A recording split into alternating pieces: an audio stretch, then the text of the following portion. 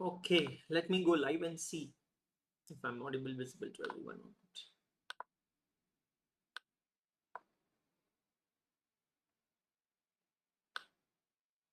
Hi all of you, very good morning. Quickly check कर लीजिए एक बार क्या मैं live हूँ, audible, visible भी हूँ या नहीं. Yes, I'm live on Ada 247 app and as well as on YouTube. Good morning all of you. Just let's wait for 1 minute and then we'll quickly start.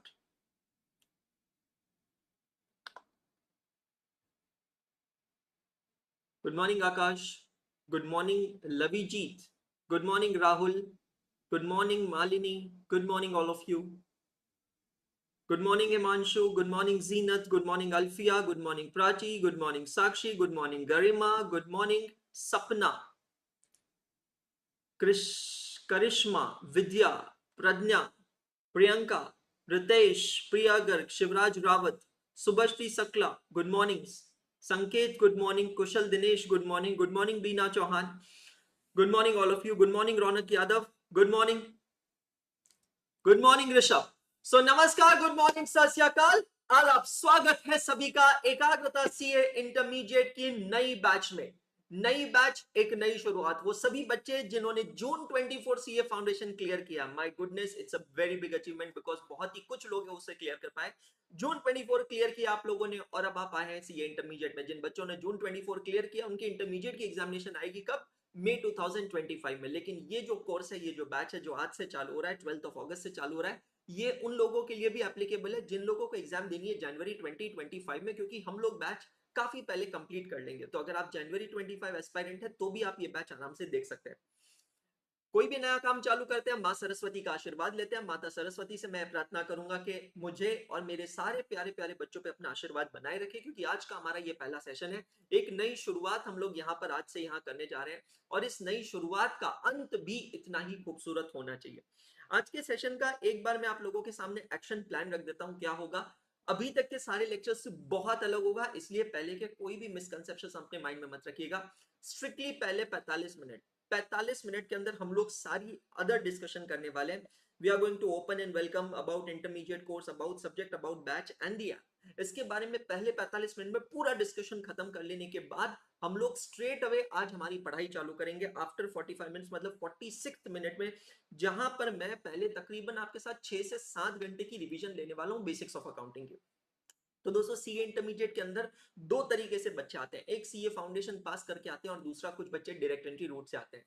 काफी बच्चे सीए इंटरमीडिएट में बहुत मेहनत करके पहुंचते हैं, लेकिन काफी बच्चे जो है वो कुछ लक के सपोर्ट से पहुंच जाते हैं, मतलब एग्जाम के कुछ दिन पहले पढ़ाई की और पहुंच गए. चलिए, अच्छी बात है, इंटरमीडिएट में पहुंच गए. नाउ द ट्रू चैलेंजेस, अब आपको इंटरमीडिएट में अकाउंटिंग जो पढ़ना है, सब्जेक्ट का नाम है advanced accounting.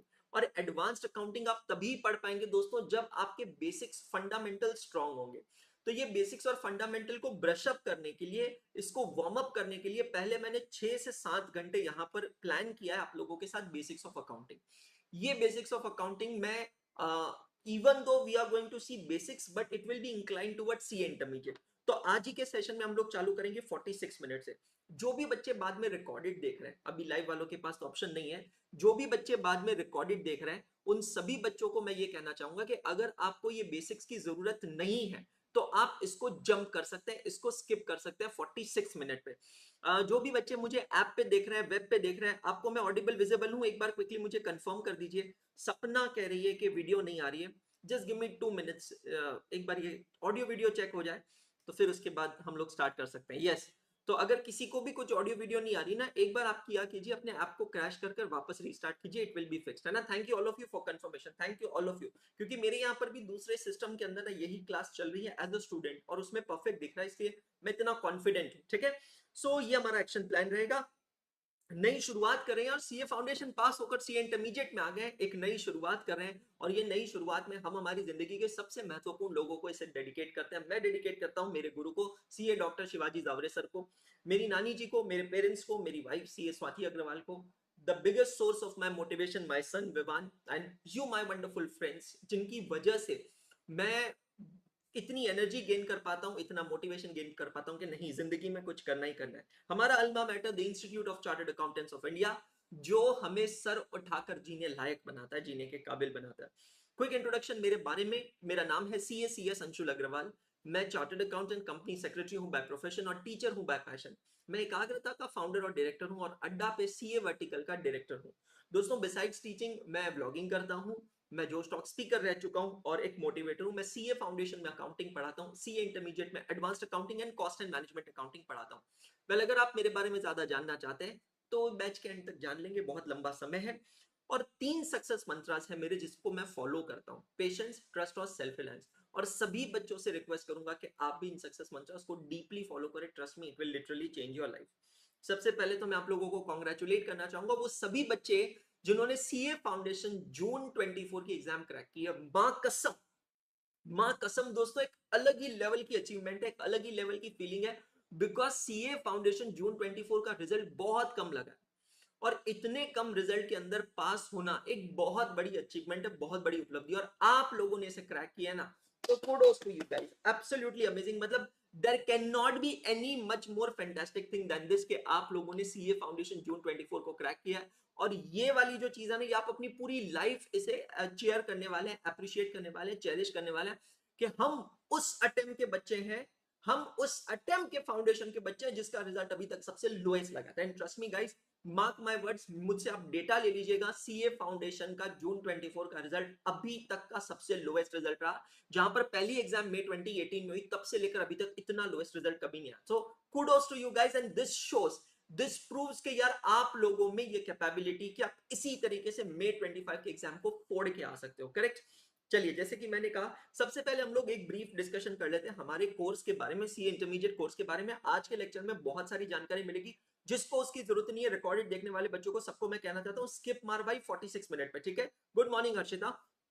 Now, the Institute of Chartered Accountants of India, which governs the CA course, have divided three levels into three levels: CA Foundation, CA Intermediate, and CA Final. Obviously, इन तीनों level के बीच में बहुत सारे छोटे-छोटे steps है, लेकिन first level आप लोग क्लियर कर चुके हैं, CA फाउंडेशन लेवल। लेकिन क्या CA कोर्स को करने के लिए सिर्फ एक ही रास्ता अवेलेबल है? The answer is no. CA course को करने के लिए दो रास्ते अवेलेबल है। Raunak, just have some patience बेटा, 45 मिनट में ये भी सवाल का जवाब मिल जाएगा, है ना। 45 मिनट में रुक जा बेटा। सबसे पहला है फाउंडेशन रूट और दूसरा है डायरेक्ट एंट्री रूट।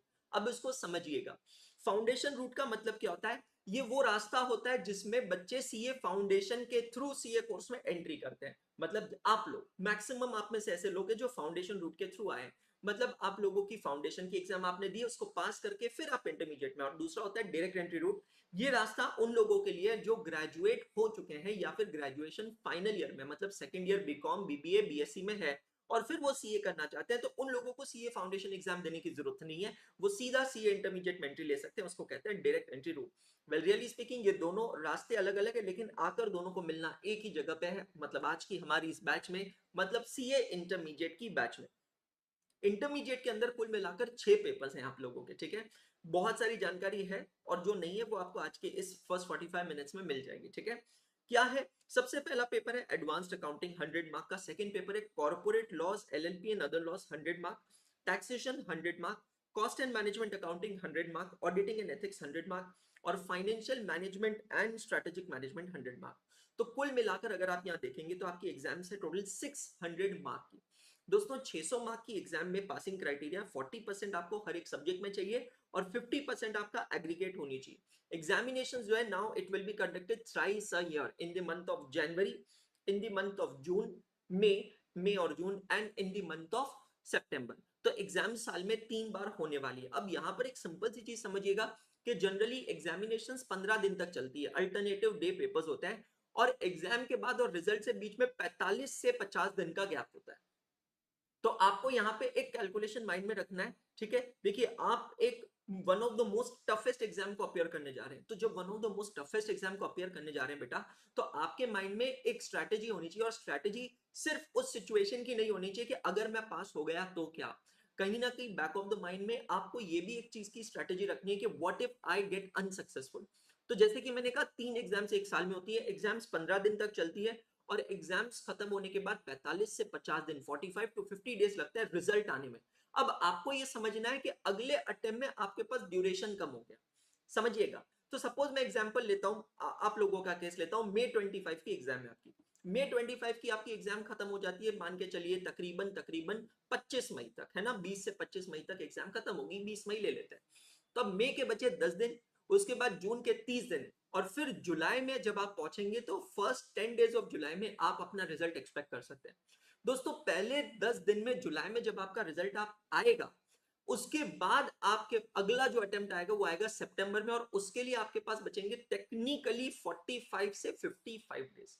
मतलब what if you become unsuccessful, what if you become unsuccessful, अगर आप अनसक्सेसफुल हो जाते हैं तो आपके पास अगले अटेम्प्ट के लिए बेटा जी कितने दिन बचते हैं, सिर्फ 45 से 55 दिन बचते हैं। तो प्लानिंग आपको अभी से स्ट्रांगली करना है। First attempt is the best attempt, ये अपने दिमाग में छाप लेना, रजिस्टर में बड़े बड़े अक्षरों में बोल्ड इटैलिक लाइन में लिख लेना। जितांशु परमार, आपको मैं ये बता देना चाहता हूं, इंट्रोडक्शन और इंडक्शन दोनों शब्दों में डिफरेंस होता है। Please get your English corrected bro, thank you so much. समझिए, बड़े बड़े शब्दों में लिख लेना, first attempt is the best attempt, क्योंकि जितना समय आपको अभी मिलेगा ना फर्स्ट अटेम्प्ट में, ये 8 साढ़े 8 महीने का, इतना समय आपको बाद में किसी अटेम्प्ट में नहीं मिलेगा। फिर आपके माइंड में नेगेटिव थॉट्स आएंगे कि क्या मैं एक अटेम्प्ट स्किप कर कर थोड़ा ज्यादा समय लेकर अगले अटेम्प्ट की तैयारी करूं। दोस्तों सीए इंटरमीडिएट की एग्जाम साल में पहले 2 बार होती थी, तब बच्चों को काफी एडिक्वेट टाइम मिलता था एक अटेम्प्ट के बाद दूसरे अटेम्प्ट की तैयारी करने में, लेकिन अब वो नहीं मिल रहा क्योंकि साल में 3 अटेम्प्ट है। ये अच्छा है या बुरा है, बहुत समय हमारे पास बैच के अंदर इसके बारे में करेंगे बात। इंपॉर्टेंट चीज, now in the new scheme of education and training, each and every paper will comprise 30 marks of MCQs. Detail में बात करेंगे जब हम पेपर पैटर्न डिस्कस करेंगे, और मैं आपको वहां बताऊंगा कि मोटा मोटी आपका पेपर पैटर्न कैसा है, लेकिन ये मान के चलिएगा 30 मार्क्स के एमसीक्यूज। तो 6 पेपर्स है, 600 मार्क्स की एग्जाम है, उसमें से 180 मार्क्स के एमसीक्यूज है, और ये एमसीक्यूज में नेगेटिव मार्किंग नहीं होती। लेकिन एक चीज समझ लेना, ये एमसीक्यूज को आप फाउंडेशन के एमसीक्यूज के साथ बिल्कुल कंपेयर मत करना। Yes you have a reason to be happy कि यार यहां पर ये जो एमसीक्यूज है इसमें नेगेटिव मार्किंग नहीं है, but there is also a reason for you to get serious about that, ये एमसीक्यूज सीए फाउंडेशन वाले इकोनॉमिक्स और मैथमेटिक्स के एमसीक्यूज नहीं है। इंपॉर्टेंट चीज, आर्टिकलशिप कब स्टार्ट की जा सकती है, only when a student pass both group of CA intermediate. Certainly आप चाहे तो एक एक ग्रुप करके एग्जाम दे सकते हैं, लेकिन आर्टिकलशिप तब तक चालू नहीं होगी जब तक आप दोनों ग्रुप्स एक साथ क्लियर नहीं कर लेते। तो आपको दोनों ग्रुप्स को क्लियर करना जरूरी है for you to begin with your articleship, और उस डेट पे आपकी सीए फाइनल की डेट डिपेंडेंट होगी। मतलब यहां से एक इंपॉर्टेंट चीज समझ लेना कि अगले 8 से 9 महीने आपकी अग्नि परीक्षा है, अगले 8 से 9 महीने। रजिस्टर में सेकेंड लाइन लिख लेना, we may fall but we may never fail. हम लोग गिर सकते हैं पर हम लोग हार नहीं सकते हैं। अगले 8 से 9 महीने कड़ी मेहनत हमें करनी है, बहुत ज्यादा मेहनत हमें करनी है, कुछ भी कर कर रिजल्ट हमें लेकर आना ही आना है। इंपॉर्टेंट इन सब के साथ कंप्लायंसेस ध्यान रखिएगा। सीए इंटरमीडिएट के रजिस्ट्रेशन की लास्ट डेट है 1 सितंबर। दोस्तों अब आपके पास आपके रिजल्ट्स आ चुके हैं, फाउंडेशन की मार्कशीट्स आ चुकी है, 18,000 रुपए रजिस्ट्रेशन फीस है। आईसीआई के एसएसपी पे सेल्फ सर्विस पोर्टल पे जाके आपको इंटरमीडिएट का रजिस्ट्रेशन करना है थ्रू फाउंडेशन रूट। तो जब आप एसएसपी पे जाते हैं वहां लिखा हुआ आता है कि आपको रजिस्ट्रेशन किस मोड से करना है, थ्रू फाउंडेशन रूट करना है या डायरेक्ट एंट्री रूट करना है। तो आप वहां सेलेक्ट करेंगे फाउंडेशन रूट, और कुछ बेसिक डॉक्यूमेंट्स डालकर 18,000 रुपीज ऑनलाइन पे कर कर आपको रजिस्ट्रेशन करना है। लास्ट डेट ध्यान रखना, मैं फिर से रिपीट कर रहा हूं, 1 सितंबर 2024। अगर ये डेट मिस कर गए तो भैया जी फिर मेरा अटेम्प्ट चला जाएगा। अगर 1 सितंबर का 2 सितंबर भी हुआ तो मैं दोस्त फिर से कह रहा हूं ये अटेम्प्ट आपका मिस हो जाएगा, और ये होने मत देना। दोस्तों आज से आपको अपने दिमाग में ना एक फैक्ट बैठा लेना है कि सीए इंटरमीडिएट में ना 2 ग्रुप्स होते ही नहीं। सीए इंटरमीडिएट में 6 सब्जेक्ट्स होता है, मुझे 6 सब्जेक्ट की पढ़ाई करनी है, and trust me and trust the process. ये 6 सब्जेक्ट्स को एडिक्वेटली पढ़ने का सिंपल तरीका है, पहले 3 सब्जेक्ट कीजिए फिर बाद में 3 सब्जेक्ट कीजिए। ऑब्वियसली बहुत सारे लोग हैं, बहुत सारी थ्योरीज है, जितने मुंह उतनी बातें। हमें लगता है कि नहीं सर पहले 4 सब्जेक्ट करना चाहिए फिर बाद में 2 सब्जेक्ट करना चाहिए ताकि बाद में रिवीजन को टाइम ज्यादा मिले। देख भाई, रिवीजन करना है, बाद में करना क्या, अभी करना क्या। मेरा पर्सनली ये मानना है, अभी जो 3 सब्जेक्ट्स आपके चल रहे हैं इसमें एडवांस्ड अकाउंटिंग और टैक्सेशन बहुत बड़ा सब्जेक्ट है। Trust me, it's biggest subject out of all the 6 subjects. तो आप अभी जो 3 सब्जेक्ट कर रहे हो उसका रेशियो ग्रुप 1 और ग्रुप 2 का कतई 50-50 बिल्कुल मत समझना कि सर ग्रुप 1 में 3 सब्जेक्ट्स है, ग्रुप 2 में 3 सब्जेक्ट्स है, तो आउट ऑफ 6 सब्जेक्ट्स 3:3 मतलब इक्वल रेशियो होगा, तो वेटेज भी इक्वल होगा ना सर, ग्रुप 1 और ग्रुप 2 का वेटेज भी इक्वल होगा। The answer is a big N O no. मैं weightage in terms of marks नहीं कह रहा हूँ, certainly weightage in terms of marks तो इक्वल है, आप देख लो ग्रुप 1 भी 300, ग्रुप 2 भी 300, लेकिन मैं यहाँ पर वेटेज डिफाइन करता हूँ इन terms of number of hours, in terms of my teaching hours, in terms of your studying hours, self study hours, in terms of number of concepts, in terms of difficulty level, in terms of weightage, everything अगर मैं define करूं तो group 1 और group 2 का weightage जो है it goes somewhere around 58 for group 1 और group 2 की अगर मैं बात करूं तो तकरीबन 42 जाता है, मतलब नॉट रियली 60-40, 60 से थोड़ा कम है और 40 से थोड़ा ज्यादा है, इसलिए मैंने कहा 58 और 42 का वेटेज है। तो दोस्तों अभी जब आप दो बड़े बड़े सब्जेक्ट्स कर रहे हैं, एडवांस्ड अकाउंटिंग और टैक्सेशन के लिए भी मैं बता दूं इसको आप एक पेपर लेकिन दो सब्जेक्ट कंसिडर कीजिएगा, क्योंकि इसमें आता है डायरेक्ट टैक्स और जीएसटी, तो दोनों की क्लासेस साइमल्टेनियसली चलती है, आपको वो क्लासेस अटेंड करनी है। और एक चीज समझना, जितनी क्लासेस आप अटेंड करेंगे ना दोस्त, उतनी ही आपको मेहनत सेल्फ स्टडी में भी करनी पड़ेगी, सिर्फ क्लासेस देखने से कोई पास नहीं हो सकता। तो आप ये मान के चलिएगा जितना आपका क्लास टाइम होगा उसका कम से कम 50-60% आपका सेल्फ स्टडी टाइम होना ही चाहिए। नाउ इन दिस सिनेरियो मेरा पर्सनल ओपिनियन है कि you should not add the fourth subject in it, बाकी जैसे मैंने कहा there are different theories on this. तो अगर आप 6 पेपर्स एक साथ अपियर करते हैं तो उसका आपको बहुत बेनिफिट मिलता है, स्पेशली जो बेनिफिट मिलता है वो है सेट ऑफ का। अब ये सेट ऑफ का मतलब क्या होता है इसको समझना है। ये जो पीपीटी है, जो स्लाइड है, मैं आपके साथ ऑलरेडी शेयर कर चुका हूं, कब कहां कैसे किस तरीके से एक्सेस कर सकते हैं आपको पता चलेगा। दोस्तों look at the data of student E. Student E ने क्या किया, हर सब्जेक्ट में 40 के ऊपर स्कोर किया है, लेकिन अगर मैं इसका ग्रुप 1 का टोटल लेता हूं तो ग्रुप 1 का टोटल लिया है तो वो है 145, और अगर सिर्फ ग्रुप 2 का टोटल लेता हूं तो ग्रुप 2 का जो टोटल है वो है 156।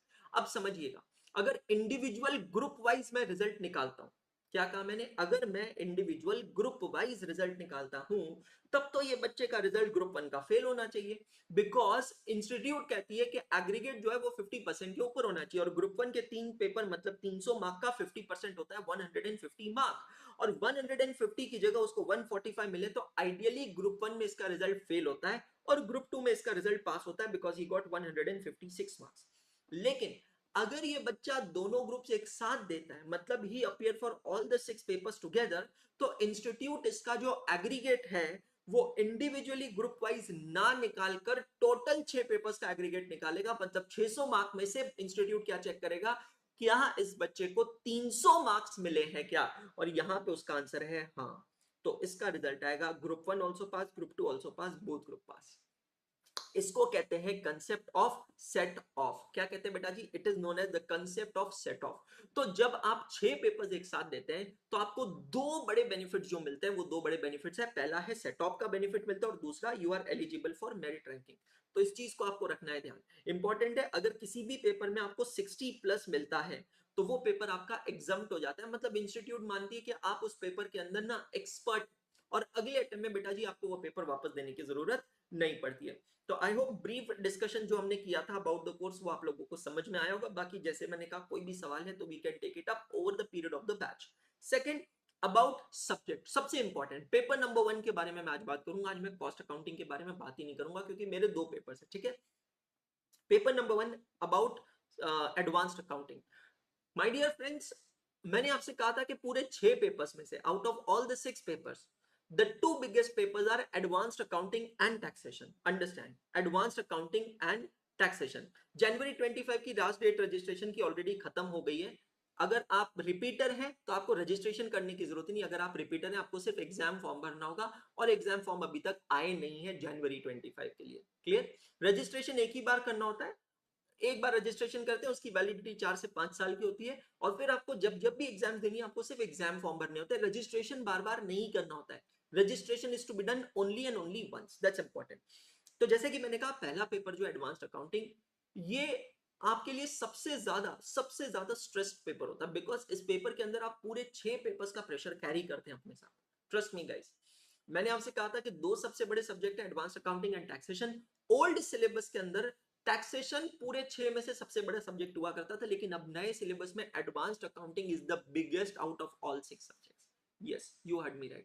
So first biggest subject is advanced accounting, second biggest comes taxation with a marginal difference in both of them. Why I am saying so? Because now in advanced accounting you are going to get a glimpse of CA foundation.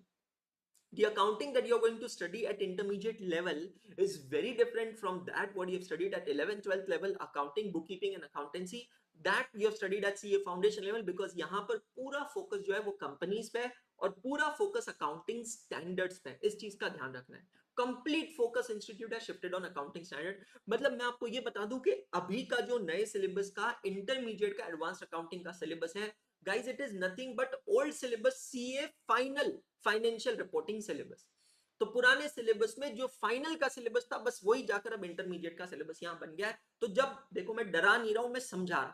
तो जब हमको पता है कि यार अब ये subject है, इतना कंटेंट है, तो डे वन से वो डिसिप्लिन चाहिए। और एक चीज समझ लो, ये डिसिप्लिन आपको अभी नहीं चाहिए, ये डिसिप्लिन आपको थ्रू आउट चाहिए। अगर आप जनवरी 25 एस्पायरेंट है तब तो मुझे लगता है बहुत ज्यादा प्रॉब्लम नहीं कि नवंबर तक जब हमारी बैच खत्म होगी उसके बाद एक महीना ही बचेगा आपके अटेम्प्ट में, तो वो बच्चों में तो डिसिप्लिन रहेगा। लेकिन अगर आप मे 25 एस्पायरेंट है तो आपको एक चीज समझना है कि even after the classes gets over for group 1 advanced accounting, you have to retain this data, you have to constantly revise it and keep it in your mind till May 2025। तो उसकी स्ट्रेटेजी बनानी पड़ेगी। ICI के modules की बात करें तो ICI के मॉड्यूल्स टोटल 3 मॉड्यूल्स अवेलेबल हैं एडवांस्ड अकाउंटिंग के, वेबसाइट पे फ्रीली एक्सेसिबल है। और मैंने आपके लिए गूगल ड्राइव लिंक बनाई है जिसपे पूरे मॉड्यूल्स आपके लिए डाउनलोड करके दिए हैं, आपको अलग से कहीं उसके रखने की जरूरत नहीं पड़ेगी। ठीक है, मेरी अगर मैं यहाँ पे ओवरऑल चैप्टर्स की बात कर लेता हूँ तो यहां पर सीए इंटरमीडिएट एडवांस्ड अकाउंटिंग में दोस्तों कुल मिलाकर 7 चैप्टर्स हैं और आपको सारे के सारे अकाउंटिंग स्टैंडर्ड्स पढ़ना है। 7 चैप्टर्स क्या है, ये चैप्टर्स की अरेंजमेंट मैं आपको मेरे बुक के हिसाब से बता रहा हूं। मेरी बुक कब क्या कैसे मिलेगी बस थोड़ा इंतजार कीजिए। As I said, patience, trust, self reliance. 45 minutes मैंने आपसे मांगे, 45 मिनट्स में सारी जानकारी मैं आपको दे दूंगा। Chapter number 1 is cash flow statement which is an accounting standard based topic, उसके आगे मैंने रेफरेंस लिखा है। चैप्टर नंबर 2 है amalgamation of company, again an accounting standard based topic. Chapter number 3 है इंटरनल रिकंस्ट्रक्शन। चैप्टर नंबर 4 है buy back of shares. Chapter number 5 है financial statements of a company. Chapter number 6 है branch accounting including foreign branches, यहां पर है AS 11 का छोटा सा रेफरेंस। और फिर कंसोलिडेटेड फाइनेंशियल स्टेटमेंट ये टॉपिक है जो 3 अकाउंटिंग स्टैंडर्ड्स को टारगेट करता है, AS21, AS23 और AS27। And then you have to study a long list of accounting standards. तो दोस्तों इंडिया में presently serial number wise 29 accounting standards मौजूद है, लेकिन उसमें तो 2 स्टैंडर्ड अबॉलिश हो चुके हैं, चले गए हैं। अब वो 2 स्टैंडर्ड्स को इंस्टीट्यूट ने हटा दिया और उनके कंटेंट को दूसरे स्टैंडर्ड्स में मिक्स कर दिया है। मतलब आज की तारीख में टोटल कितने अकाउंटिंग स्टैंडर्ड्स हैं, there are total 27 accounting standards. अब थोड़ा सा यहां पर कैच समझना, ये 27 अकाउंटिंग स्टैंडर्ड्स पूरे हमें पढ़ना है विदाउट एनी डाउट। ऐसा कभी नहीं हुआ है, सीए इंटरमीडिएट के सिलेबस में सारे अकाउंटिंग स्टैंडर्ड्स कभी भी नहीं थे। ये पहली बार हो रहा है कि आईसीएआई ने सारे के सारे 27 अकाउंटिंग स्टैंडर्ड्स इंटरमीडिएट में दे दिए। इसलिए मैंने आपसे कहा है कि अभी का जो इंटर का सिलेबस है वो पुराना सीए फाइनल का सिलेबस है और कोई डिफरेंस नहीं है। ठीक है, अब इसमें से कुछ ऐसे स्टैंडर्ड्स हैं जो हम चैप्टर्स के थ्रू कवर करेंगे। आपके सामने स्क्रीन पे काउंट करते हैं, AS3, AS14, AS11, AS21, AS23 and AS27। तो 6 accounting standards will be covered through chapters और फिर बाद में बचेंगे balance accounting standard, remaining accounting standards 21। मतलब जो 7 चैप्टर्स हम लोग पढ़ने वाले हैं उसके थ्रू 6 स्टैंडर्ड्स कवर हो जाएंगे और बाकी के 21 स्टैंडर्ड्स ऐसे हैं जिसपे चैप्टर्स बेस्ड नहीं है, वो प्योरली अकाउंटिंग स्टैंडर्ड्स है। वेल अगर मैं मोटा मोटी मार्किंग स्कीम की अगर आपके सामने बात करता हूं कि वो how much is the weightage on marking scheme, तो बेटा जी ये जो 6 चैप्टर्स है इसका आप तकरीबन तकरीबन 60% वेटेज कंसिडर कर सकते हैं और अकाउंटिंग स्टैंडर्ड्स का 40%। अब ये मार्क्स एमसीक्यूज और सब्जेक्टिव पेपर दोनों मिलाकर मैं कह रहा हूं। जैसे कि मैंने आपसे कहा आपका पेपर का स्प्लिट क्या है, जो आपका क्वेश्चन का पेपर बनता है, क्वेश्चन पेपर बनता है आईसीए का, उसका स्प्लिट है 70-30। इसका मतलब है 70% सब्जेक्टिव पेपर है और 30% एमसीक्यू बेस्ड पेपर है। मैं यहाँ पर इंडिविजुअल स्प्लिट वाइज नहीं बता रहा हूं, मैं टोटल बता रहा हूं कि 100 मार्क का अगर पेपर है तो उसमें से 60% वेटेज जो है वो ये 7 चैप्टर्स और ये 6 अकाउंटिंग स्टैंडर्ड्स का है और रिमेनिंग 40% वेटेज जो है वो जाता है बाकी के अकाउंटिंग स्टैंडर्ड्स पे। करेक्ट। नाउ बाकी के स्टैंडर्ड्स की लिस्ट मैंने आप लोगों के सामने दी है। रही बात मेरे बुक्स की, मेरी एडवांस्ड अकाउंटिंग की कुल मिलाकर 4 बुक्स होगी। ध्यान से सुनिएगा, there will be total 4 books. 3 books आपको हार्ड कॉपीज में मिलती है, एक बुक आपको पीडीएफ में मिलती है। अभी इट फर्दर डिपेंड्स कि आपने किस टाइप का सब्सक्रिप्शन लिया है। रियली स्पीकिंग मैं उसमें जाता नहीं हूँ। अगर आपने महापैक लिया है तो it comes with hard copies of the book. अगर आपने रेगुलर सब्सक्रिप्शन लिया है तो it comes with the e books, मतलब पीडीएफ बुक, जिसको आप डाउनलोड भी कर सकते हैं, प्रिंट भी कर सकते हैं। और तीसरा होता है जिन्होंने इंडिविजुअल सब्जेक्ट वाइज परचेज किया है, तो आप जो प्रोडक्ट परचेज कर रहे हैं वहां से आप चेक कीजिएगा कि किस टाइप का प्रोडक्ट आपने खरीदा है, अकॉर्डिंगली आपको पता चलेगा। सर बुक्स कब डिस्पैच होगी, बुक्स कब डिलीवर होगी? दोस्तों मैं यहाँ पर एक अपडेट आपको दे देना चाहता हूं। अगर आपको पता हो तो अभी कुछ ही दिनों पहले हमारी सरकार का बजट अनाउंस हुआ है। नॉर्मली ये बजट 28 फरवरी को आ जाता है हर साल, लेकिन इस साल 28 फरवरी का जो बजट आया था वो था इंटरिम बजट, बिकॉज वापस से चुनाव हुए थे, इलेक्शंस हुए थे, नई सरकार बनी मई में, और नई सरकार बनने के बाद नया बजट अब आया। अब जो बजट आया वो है इस फाइनेंशियल ईयर का फाइनल बजट। तो सर उसका बुक से क्या लेना देना, एक मिनट रुकिए बताता हूं। आप लोगों की जो एग्जाम है मई 25 ऑनवर्ड्स, मैं जनवरी 25 की बात नहीं कर रहा हूं, ध्यान से सुनना। मई 25 वाले बच्चों को टैक्सेशन के सिलेबस में कौन सा बजट पढ़ना है? 28 फरवरी वाला, 28 फरवरी 2024 वाला, या ये वाला जो अभी बजट रिसेंटली अनाउंस हुआ है जुलाई के अंदर? द आंसर इज अभी जो जुलाई में बजट अनाउंस हुआ है वो आपको पढ़ना है। किसकी बात कर रहा हूं मैं? मई 25, जनवरी 25 की बात नहीं कर रहा हूं। जनवरी 25 के सिलेबस में पुराना वाला बजट है, लेकिन मई 25 वाले बच्चों को नया बजट पढ़ना है। अब नया बजट अभी आया, it's been hardly 10 to 15 days. नए बजट के बेसिस पर टैक्सेशन की पूरी किताब चेंज होती है, क्योंकि अब निशान सर आपकी बुक्स बनाएंगे according to May 25। Are you getting my point? रुक जाओ, टेंशन मत लो, बुक्स ऑलरेडी बन चुकी है। निशान सर ने 3 दिन कड़ी मेहनत करके, समय लगाकर, दिन रात मेहनत करके वो बुक्स को कंप्लीट कर दिया। टैक्सेशन के केस में ये बड़ा चैलेंज होता है। ये बुक्स कंप्लीट हो चुकी है। अब ये बुक्स प्रिंट होकर परसों तक पहुंच जाएगी इंदौर, और परसों से आप लोगों के डिस्पैचिंग स्टार्ट होंगे। मतलब आप आज से लेकर 10 to 15 डेज का टाइमिंग लगा लीजिए, आपके पास किताबें पहुंच जाएगी। पर सर वहां पे तो लिखा था कि जब आप परचेज करोगे उसके 10-15 दिन में आएगी। बिल्कुल लिखा था, और अभी भी बोल रहा हूं आगे भी ऐसा ही होगा। सिर्फ इस बार ऐसा क्यों नहीं हुआ है? Because there is a reason to it, और रीजन है बजट अभी आया। अगली बार से पंगा इसलिए नहीं रहेगा क्योंकि 28 फरवरी को बजट आ जाएगा, तो 28 फरवरी के बजट के बाद तुरंत किताबें बन जाती है और वो किताबें डिस्पैच हो जाती है। लेकिन इस बार क्योंकि चुनाव मई में हुए हैं, रिजल्ट मई में आया, और अभी रिसेंटली बजट आया, उसके वजह से ये चेंजेस है। तो इसका ऑब्वियसली एडवांस अकाउंटिंग पे कोई इंपैक्ट नहीं होता है, लेकिन क्या होता है, वो बुक्स एक साथ जाती है, जो कॉम्बोज लेते हैं उनकी बुक्स एक साथ जाती है, एडवांस्ड अकाउंटिंग की, लॉ की और टैक्सेशन की। हमारे सिस्टम में पार्ट डिस्पैचमेंट का कंसेप्ट नहीं होता है, तो वो पूरा बंडल आप तक पहुंचेगा 10 से 15 दिनों में from today. I hope it is very much clear. 10 to 15 days from today you will receive your books. Sir फिर तब तक पढ़ाई कैसे करेंगे? चिंता मत करो, तब तक आप ई बुक से पढ़ाई कर सकते हैं। अगर आपके पास महापैक है तब तो आपको फिजिकल बुक्स भी मिलेगी और पीडीएफ बुक्स भी मिलेगी। रेगुलर सब्सक्रिप्शन वालों को पीडीएफ बुक्स मिलेगी, तो आप चाहें तो उसे डाउनलोड कर सकते हैं, प्रिंट कर सकते हैं, एब्सोल्युटली नॉट अ प्रॉब्लम। मैंने आपसे कहा मेरी 4 बुक्स आएगी, एक ब्रीफ एक्सप्लेनेशन समझिएगा। सबसे पहले आएगा वॉल्यूम नंबर 1। दोस्तों वॉल्यूम नंबर 1 के अंदर मैंने कवर किया है चैप्टर नंबर 1 से लेकर चैप्टर नंबर 7। जो मैंने अभी आपको लिस्ट बताई थी, ये लिस्ट आपने देखी है, चैप्टर नंबर 1 2 3 4 5 6 7। फिर बाद में है वॉल्यूम नंबर 2। वॉल्यूम नंबर 2 के अंदर मैंने कवर किए हैं पूरे के पूरे अकाउंटिंग स्टैंडर्ड्स। तो chapter 1 to chapter number 7 volume number 1 में brief conceptual explanation, illustrations, practical problem जो हम क्लास में करने वाले हैं। मतलब ये वो बुक है जिससे आपको क्लास वर्क भी मिलेगा और जिससे आपको होमवर्क भी मिलेगा। यहां से हम लोग सारी चीजें करने वाले हैं। समझ में आ रहा है? क्लियर? सर रेगुलर सब्सक्रिप्शन वाले बुक परचेज कर देखे हैं। आप बुक अलग से परचेज कर सकते हैं अगर आपने रेगुलर सब्सक्रिप्शन लिया है तो कोई प्रॉब्लम ही नहीं है। Correct sir, but in February again budget will come, that will create an issue. नहीं, आपके लिए नहीं होगा केशव जंवर। बहुत सिंपल है। फेब्रुअरी में जो बजट अनाउंस होता है, ध्यान से समझना, फेब्रुअरी में जो बजट अनाउंस होता है वो उसके बाद 3 अटेम्प्ट तक एप्लीकेबल होगा। मतलब मई 25 वाले बच्चों को फेब्रुअरी 25 के बजट से कुछ लेना देना नहीं है। आईसीआई का एक सिंपल सी चीज ध्यान रखना, all the notifications and circulars issued 6 months prior to attempt are applicable। समझ गए? all the notifications and circular issued 6 months prior to attempt are applicable। तो जिनकी मई 25 में एग्जाम है दोस्तों, उनको फेब्रुअरी 25 के बजट से कुछ लेना देना नहीं। आपको वो बजट भी नहीं देखना है और उसकी प्रोविजंस भी नहीं देखनी। आपके लिए कौन सा बजट एप्लीकेबल है? जो अभी जुलाई 24 में अनाउंस हुआ है। तो फाइनेंस एक्ट ये वाला एप्लीकेबल होगा। इसीलिए आपको यही वाला पढ़ना है, समझ में आया? जो अभी जनवरी 25 में एग्जाम देंगे उनके लिए कौन सा बजट एप्लीकेबल है? फरवरी 2024 में जो बजट अनाउंस हुआ था वो। बाकी निशान सर आपको जानकारी देंगे, यार टैक्सेशन के टीचर है, ठीक है। वॉल्यूम नंबर 2 में मैंने पूरे अकाउंटिंग स्टैंडर्ड्स कवर किए हैं। इन अकाउंटिंग स्टैंडर्ड्स के मैंने आपको चार्ट्स दिए हैं, चार्ट्स के साथ साथ मैंने आपको इसके क्वेश्चंस दिए हैं, और क्वेश्चंस के साथ साथ मैंने यहाँ पर आपको इसके सॉल्यूशंस भी दिए हैं। ये चीज समझिएगा वॉल्यूम नंबर 2 के अंदर। फिर आता हूं दोस्तों मैं वॉल्यूम नंबर 3 में। वॉल्यूम नंबर 3 जो है इसका नाम है सेल्फ प्रैक्टिस बुक। ये जो सेल्फ प्रैक्टिस बुक है दोस्तों, इस बुक के अंदर क्या है समझना।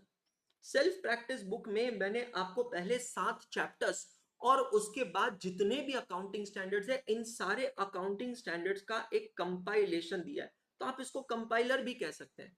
It contains all the old syllabus, RTPs, MTPs, PYQs along with their solution। आप समझ रहे हो? पुराना जो सिलेबस था, देखो सिलेबस चेंज हुआ है पर चैप्टर्स तो यही थे। पहले भी अमालगमेशन था, पहले भी कंसोलिडेशन था, पहले भी ब्रांच अकाउंटिंग था। तो जो पुराना सिलेबस था राइट फ्रॉम 2018, ध्यान से सुनना, राइट फ्रॉम 2018 उस सिलेबस में जितने भी आरटीपी के क्वेश्चंस थे, जितने भी एमटीपी के क्वेश्चंस थे, और जितने भी प्रीवियस ईयर क्वेश्चन पेपर के क्वेश्चंस थे, along with not just answer, along with detailed solution मैं आपको यहां प्रोवाइड कर रहा हूं वॉल्यूम नंबर 3 में। मतलब आपको इधर उधर कहीं फंबल करने की जरूरत नहीं है कि मैं ये क्वेश्चन कहां से देखूं, इसका सॉल्यूशन कहां से करूं, मुझे एक्स्ट्रा प्रैक्टिस चाहिए तो एक्स्ट्रा प्रैक्टिस के क्वेश्चन कहां से मिलेंगे। चलो सर एक्स्ट्रा प्रैक्टिस के क्वेश्चन मिल गए तो उसके सॉल्यूशन कहां मिलेंगे, कोई चिंता करने की जरूरत नहीं, कोई टेंशन नहीं करना। सिंपल वॉल्यूम नंबर 3 आपके पास है और ये आपको मिल जाएगा, क्लियरली मिल जाएगा। क्लियर हो गया सर? इन सब के पीडीएफ कब मिलेंगे? धीरे धीरे सब बताता हूं, चिंता मत करिए। इन सब के अलावा आपको यहां पर मिलेगा volume number 4, that will be MCQ booklet. अब दोस्तों आप सबको बताएं, ये तो कंपलसरी पीडीएफ में मिलेगा, मतलब महापैक के यूजर्स हो या नॉर्मल सब्सक्रिप्शन के यूजर हो, MCQ booklet will be in the PDF format only, ठीक है। अब आप सबको पता है कि 30 मार्क्स के एमसीक्यूज हैं हर एक सब्जेक्ट में, तो बहुत इंपॉर्टेंट है हम एमसीक्यू पे भी इक्वल वेटेज है। देखो क्लास में पढ़ते समय आपको ये ध्यान रखना है एमसीक्यू को कैसे क्रैक किया जा सकता है। May 24 की जो एग्जाम हुई थी उसमें जो क्वेश्चंस आए थे मैं आपको सिंपल बता रहा हूं, application of knowledge based MCQ है, डायरेक्ट एमसीक्यूज नहीं है। केस स्टडी बेस्ड है और application of knowledge based MCQs है। मतलब यहां पर आपको जो जरूरत है वो जरूरत है कंसेप्चुअल क्लैरिटी की। आपके रजिस्टर में लिख लेना, conceptual clarity is a must. हो सकता है कोई क्वेश्चन 19-20 समझ में आए, चलेगा, पर कंसेप्ट 19-20 नहीं होना चाहिए। कंसेप्ट आपका क्लियर होना चाहिए, क्रिस्टल क्लियर होना चाहिए। एग्जैक्टली आप सोचोगे तो क्वेश्चन होता क्या है? Question is nothing but it is a bundle of concept. मैं कुछ एक हाइपोथेटिकल फिगर्स ले लेता हूं, कुछ हाइपोथेटिकल नेम्स ले लेता हूं, ग्रामेटिकली उसको जोड़ देता हूं, एक कहानी बिल्ड कर लेता हूं, है ना, और वो कहानी से मैं एक कंसेप्ट ऐड कर कर उसको बना देता हूं क्वेश्चन। तो आपको ये ध्यान रखना है कि एमसीक्यूज पे आपको फोकस रखना है, लेकिन उस पे अलग से फोकस कैसे रखेंगे? एमसीक्यू बुकलेट के थ्रू, जो पीडीएफ फॉर्म में सबको मिल जाएगी। आई होप ये क्लियर हो गया, ठीक है। एग्जामिनेशन पेपर पैटर्न अगर मैं आपको बताऊं तो आपका जो पेपर है एडवांस्ड अकाउंटिंग का, ये 2 पार्ट्स में आता है दोस्तों। Part 1 is MCQ which is 30 mark part, और पार्ट 2 आता है विच इज डिस्क्रिप्टिव पेपर। और ये जो डिस्क्रिप्टिव पेपर होता है दोस्तों, ये होता है 70 मार्क्स का, ठीक है। एमसीक्यू पेपर आपको अलग से मिलता है और वो आपको वापस सबमिट करना पड़ता है, आप उसको घर पे लेके नहीं आ सकते। ओएमआर शीट पे आपको उसको डार्कनिंग करना होता है, सर्कल जैसे आप फाउंडेशन में करते थे। कोई प्रकार की नेगेटिव मार्किंग यहाँ पर नहीं होती है। पार्ट 2 का जो पेपर होता है डिस्क्रिप्टिव पेपर होता है, इसमें होता है कुल मिलाकर 6 क्वेश्चन, 1 2 3 4 5 और 6।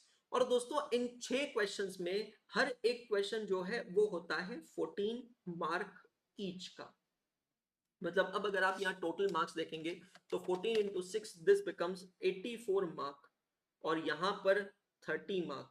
मतलब कुल मिलाकर आपका जो पेपर हुआ है वो पेपर कितने मार्क्स का हो गया बेटा? ये 114 मार्क का आपका पेपर होता है, और 114 मार्क के पेपर में से आपको 100 मार्क का पेपर सॉल्व करना है। तो एमसीक्यूज जो है, एमसीक्यूज तो ये कंपलसरी है, मतलब आपके पास कोई चॉइस नहीं है। यहां पर क्वेश्चन नंबर 1 जो है वो कंपलसरी क्वेश्चन है, और क्वेश्चन नंबर 2 3 4 5 6 में से you have to solve any 4 out of 5। तो पेपर पैटर्न ये क्लियरली दिमाग में बैठा लीजिएगा। पुराना सिलेबस का पेपर पैटर्न अलग था, वहां पे 125 मार्क का पेपर आता था जिसमें से 100 मार्क का सॉल्व करना होता था। अब जो नया सिलेबस है, नया सिलेबस जब मैं कहता हूं इसका मतलब क्या, नए सिलेबस का मतलब है effective from May 2024, hence forward, चाहे सितंबर 24 हो, जनवरी 25 हो, जून 25 हो, whatever exam, the paper pattern is 30 marks compulsory MCQ. Part number 1 paper is taken back ICI, you have to solve on OMR answer sheet. Part 2 70 mark का paper आपको solve करना है, 84 mark का पेपर होता है, मतलब 114 मार्क का total paper है, उसमें से आपको 100 मार्क का पेपर सॉल्व करना है। टोटल 6 क्वेश्चंस आते हैं, उसमें से क्वेश्चन नंबर 1 कंपल्सरी है and you have to solve any 4 out of 5 questions from question number 2, 3, 4, 5 and 6। मतलब एक और क्वेश्चन आप यहाँ पे ऑप्शन में छोड़ सकते हैं। अब अगर मैं इस बैच के बारे में, इस कोर्स के बारे में, टीम के बारे में बात कर लूं तो आपके सामने ये है कि दोस्तों ये है मेरी पूरी टीम, एकाग्रता की बाहुबली टीम। हाँ जी दोस्तों, हमेशा आपसे कहते थे, कहते हैं और हमेशा कहते रहेंगे, हाथ नहीं छोड़ेंगे, साथ नहीं छोड़ेंगे। ये पूरी की पूरी टीम आपके सामने है। आदर्श सर आपको लॉ पढ़ाते हैं, निशांत सर आपको टैक्सेशन पढ़ाते हैं, स्वाति मैम लॉ पढ़ाती है लेकिन वो यूट्यूब पे पढ़ाती है, मतलब she is not taking in the paid class. मैं आपको 2 सब्जेक्ट्स पढ़ाता हूं, advanced accounting and cost and management accounting. Jatin sir FM and SM पढ़ाते हैं और दर्शन सर भी एफएम एंड एसएम पढ़ाते हैं। ऑडिटिंग के लिए हमारे टीचर का नाम है सीए आकाश पेडनेकर सर। टाइम टेबल अभी आप लोगों के स्क्रीन पे देख लीजिएगा, ग्रुप 1 का ये टाइम टेबल हम लोग फॉलो करने वाले हैं बहुत ही रिचुअली। हर रोज सुबह 8 बजे से 10 बजे तक एडवांस्ड अकाउंटिंग में आपको पढ़ाऊंगा। दोस्तों एडवांस्ड अकाउंटिंग का जो सिलेबस है ये मान के चलिए 160 टू 180 आवर्स के बीच में रहेगा, है ना, ये माइंड में रखिएगा। तो अगर मैं कहता हूं 160 टू 180 आवर्स और हर एक क्लास 2 घंटे की लगने वाली है, मतलब तकरीबन तकरीबन आप समझ लीजिए 80 से 90 लेक्चर्स आपके ये पूरा रहने वाला है। सिलेबस जो है 80 से 90 लेक्चर्स। पिछले 2 बैच का एग्जैक्ट डेटा मैं आपको बता दूं तो इससे पिछले वाली बैच जो अभी खत्म हुई है उसमें 87 लेक्चर्स लगे थे, उससे पिछले वाली बैच में 84 लेक्चर्स लगे थे। तो एक स्टैंडर्ड डेविएशन चलता है 10% का, इसलिए मैंने एक रेंज दे दिया 80 to 90 lectures. Nishant sir DT आपको पढ़ाएंगे 10:15 से 11:45, हर एक क्लास के बीच में 15 मिनट का ब्रेक रखा गया है। और निशांत सर आपको यहाँ पर डीटी पढ़ाएंगे 11:45 से 12:45, 1 घंटे का ब्रेक है। मैं एक्जैक्टली उसको लंच ब्रेक नहीं कहूंगा, जो भी ब्रेक आप कहना चाहें, 1 घंटे का ब्रेक है। आदर्श सर लॉ पढ़ाएंगे 12:45 से 2:15 PM तक, फिर 2:30 से 4 o'clock तक निशांत सर आपको जीएसटी पढ़ाएंगे। So this is going to be your schedule for the next I should say almost 3.5 months। और फिर ग्रुप 2 के समय क्लासेस थोड़ी कम हो जाएगी तो वहां पर टाइम मिलेगा ज्यादा। अब 4 बजे आपकी क्लासेस खत्म होने के बाद आइडियली आपको होमवर्क भी करना है और आपको सेल्फ स्टडी भी करनी है। एडवांस अकाउंटिंग की अगर मैं बात करूं, दिमाग में फिक्स कर लेना 2 घंटे की डेली क्लास है, इसके अलावा डेली आपको 1 से 2 घंटा और देना पड़ेगा। किसी दिन 1 घंटा, किसी दिन 1.5 घंटा, किसी दिन 2 घंटा, डिपेंड करता है कौन सा चैप्टर चल रहा है, कितना क्वेश्चन होमवर्क है। ये कुछ टेलीग्राम ग्रुप्स के क्यूआर कोड मैंने यहाँ पर दिए हैं, इसको आप स्कैन कर ज्वाइन कर सकते हैं। एकाग्रता सीए का टेलीग्राम ग्रुप है और एक डेडिकेटेड डाउट सॉल्विंग ग्रुप है एडवांस्ड अकाउंटिंग का। तो ये कम्युनिटी बिल्ड की है जिस कम्युनिटी पे आप ज्वाइन कर सकते हैं, इसका हिस्सा बन सकते हैं, जिसके थ्रू आपके कोई भी कंसर्न्स है वो आपको यहाँ मिल जाएंगे। कोई भी अपडेट्स है, किसी दिन क्लास नहीं हो रही है, किसी भी कारण की वजह से कुछ इमरजेंसी है, एक्स्ट्रा क्लास हो रही है, टेस्ट हो रही है, वो सारी चीजें आपको कहां से कन्वे होगी, यहां से कन्वे होगी। आप लोगों के लिए गूगल ड्राइव का फोल्डर हम लोग बना रहे हैं जिसकी लिंक आपके साथ कल शेयर की जाएगी, एग्जैक्ट लिंक कल शेयर की जाएगी, ठीक है। जो बच्चे YouTube पे डेमो देख रहे हैं, पहले 6 दिन हमारा डेमो चल रहा है, तो जो बच्चे YouTube पे डेमो देख रहे हैं, डेमो वालों को भी नोट्स मिलेंगे। वो नोट्स के लिए एकाग्रता सीए टेलीग्राम ग्रुप आप ज्वाइन कर लीजिएगा, वहां पर आपको नोट्स की लिंक मिल जाएगी। तो फर्स्ट जो चैप्टर हम पढ़ाने वाले हैं उसके नोट्स वहां से मिलेंगे। जो पेड स्टूडेंट्स हैं उन लोगों के लिए क्या, ये रेस्ट्रिक्टेड लिंक है जहां पर मैं आपको मेरे फोल्डर में क्या क्या फोल्डर्स दिख रहे हैं चेक कीजिएगा। एडवांस्ड अकाउंटिंग के ऑडियो पॉडकास्ट, तो दोस्तों जब भी कोई इंपॉर्टेंट कंसेप्ट आएगा, इंपॉर्टेंट क्वेश्चन आएगा, मैं उसका ऑडियो पॉडकास्ट आपके लिए बनाऊंगा। ये ऑडियो पॉडकास्ट 5 मिनट से 10 मिनट का होगा, लेकिन ट्रस्ट मी, आप कहीं ट्रैवल कर रहे हैं, आप कहीं बैठे हैं, कुछ काम कर रहे हैं, सिंपली हेडफोन लगाकर अगर ये ऑडियो पॉडकास्ट चालू कर देंगे ना, आपका पूरा के पूरा कंसेप्ट रिवाइज हो जाएगा। बहुत मिनिमल इंटरनेट लगता है, कोई हार्डली उसमें कोई इंटरनेट लगता नहीं है और समय भी नहीं लगेगा। तो काफी बार ऐसा होता है कि जब आप रिविजन कर रहे हैं, आप अटक जाते हैं, तो ये ऑडियो पॉडकास्ट आपको पुश देंगे उस समय। एंड ट्रस्ट मी गाइस, ये पूरा की पूरा फोल्डर डाउनलोडेबल है। मतलब जिस दिन हमारा एडवांस्ड अकाउंटिंग का कोर्स खत्म होगा उस दिन मैं खुद आपसे कहूंगा बेटा जी ये पूरा फोल्डर डाउनलोड करके रख लो। यहाँ पर मैं आपके लिए पूरी आरटीपीज लेकर आऊंगा, ना सिर्फ नए सिलेबस की बल्कि पुराने सिलेबस की भी आरटीपीज आपको यहाँ मिलेगी। आईसीआई का स्टडी मटेरियल यहाँ पर मिलेगा। आप कहीं पे भी ट्रैवल कर रहे हैं, किसी के भी घर पे जा रहे हैं, बाहर जा रहे हैं, जरूरी नहीं है कि आप वहां पर अपने साथ भारी भरकम किताबें और पूरा स्टफ लेकर जाए, कोई जरूरत नहीं। आप एक सिंपल सी चीज करेंगे, ये गूगल ड्राइव फोल्डर दोस्त आपके साथ रहेगा और इस एक गूगल ड्राइव फोल्डर के थ्रू आप सब कुछ एक्सेस कर सकते हैं। You are carrying ICI study material also with you. यहाँ पर टेस्ट पेपर, सजेस्टेड आंसर, और यहाँ पर एक फोल्डर मैं और बनाऊंगा अंशुल सर नोट्स के नाम से।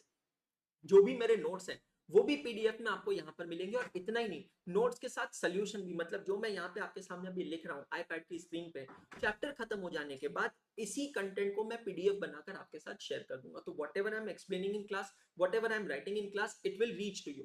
इन सब के अलावा सबसे इंपॉर्टेंट चीज है ये सबसे बड़ी इंपॉर्टेंट चीज है, वो है tracker. Now what is this tracker? I would like to take this credit कि मैं इस ट्रैकर का इन्वेंटर हूं और अब तो इंडस्ट्री में ऑलमोस्ट हर एक बंदा इसको फॉलो कर रहा है। दोस्तों ट्रैकर जो होता है ना, ये एक गूगल शीट होती है जहां पर आज से लेकर एंड तक, जब तक ये कोर्स खत्म नहीं होता तब तक हर एक लेक्चर की डिटेल्ड नोटिंग आपको मिलेगी। मतलब लेक्चर नंबर वाइज कि कोई लेक्चर कितनी तारीख को हुआ है। जैसे आज है लेक्चर नंबर 1, आपको क्लास के टाइटल में दिख रहा है L1 L2 L3।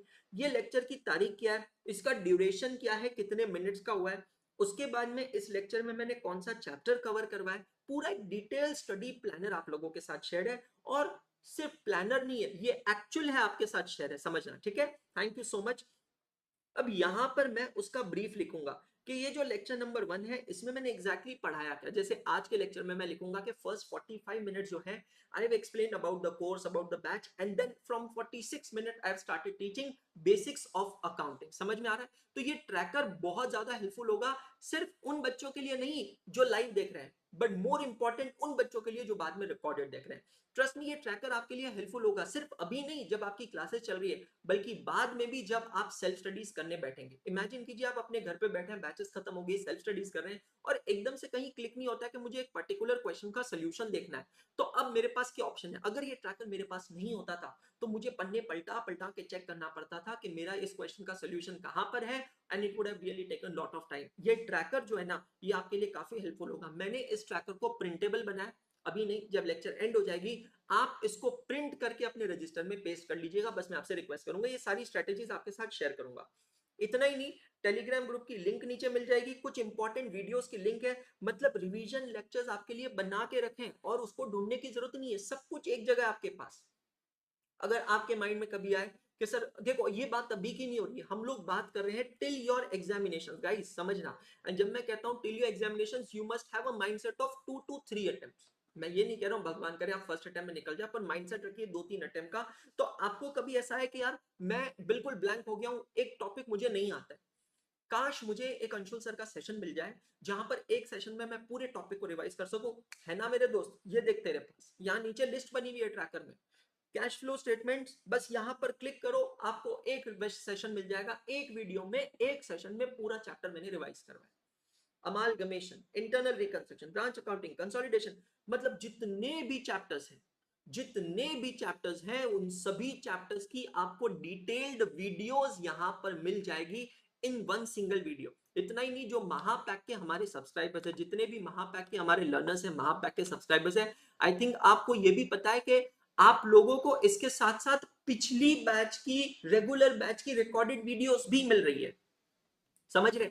मतलब हो सकता है किसी की अपनी अपनी स्ट्रेटेजी हो, सर मुझे लाइव नहीं देखना है, मुझे जल्दी कंटेंट देखना है, मैं जल्दी देखना चाहता हूं, मैं एआईआर लाना चाहता हूं। तो सर आप अगर लाइव पढ़ाओगे तो सिलेबस खत्म होने में टाइम लगेगा। सर आप मुझे पिछले बैच के रिकॉर्डिंग्स दे सकते हैं क्या, ताकि मैं जल्दी खत्म करूं? बिल्कुल। तो महापैक के अंदर, मैं फिर से रिपीट करता हूं, महापैक के अंदर आपको मेरे पिछले बैच की, पिछला बैच मतलब जो अभी खत्म हुआ है, उस बैच की, पूरे बैच की 87 वीडियोस आपको ऑलरेडी मिल चुकी है। अपना महापैक चेक कीजिएगा। अगर आप ऐप यूजर हैं तो ऐप में जाकर चेक करिएगा, अगर आप वेब यूजर हैं तो अपने लॉगिन में जाकर चेक कीजिएगा, और अगर कोई भी परेशानी हो तो वहां पे सपोर्ट है, सपोर्ट को आप रीच आउट कर सकते हैं। रुको, खत्म नहीं हुआ। इसके अलावा चाहे आप महापैक यूजर हो, चाहे आप रेगुलर यूजर हो, आप सबको मिल रहा है complimentary access to our fast track batch recordings. ये तो रेगुलर बैच हम कर रहे हैं, इसके अलावा फास्ट ट्रैक बैच की रिकॉर्डिंग्स मैं अभी कर रहा हूं, मेरी रिकॉर्डिंग्स चल रही है। ये फास्ट ट्रैक बैच की रिकॉर्डिंग्स भी आपको कॉम्प्लीमेंट्री यहां पर मिल रही है। मतलब जब आपकी बैच खत्म हो जाएगी तो आपको यहां पर रेगुलर बैच भी मिल रही है, आपको फास्ट ट्रैक भी मिल रही है, और यहां पर अगर आप देखेंगे तो आपको वन शॉट रिविजनरी वीडियोस भी मिल रहे हैं। तो 3 टाइप के सेशंस आपको मिल रहे हैं दोस्तों, अप्रिशिएट कीजिएगा, बहुत बड़ी चीज है ये।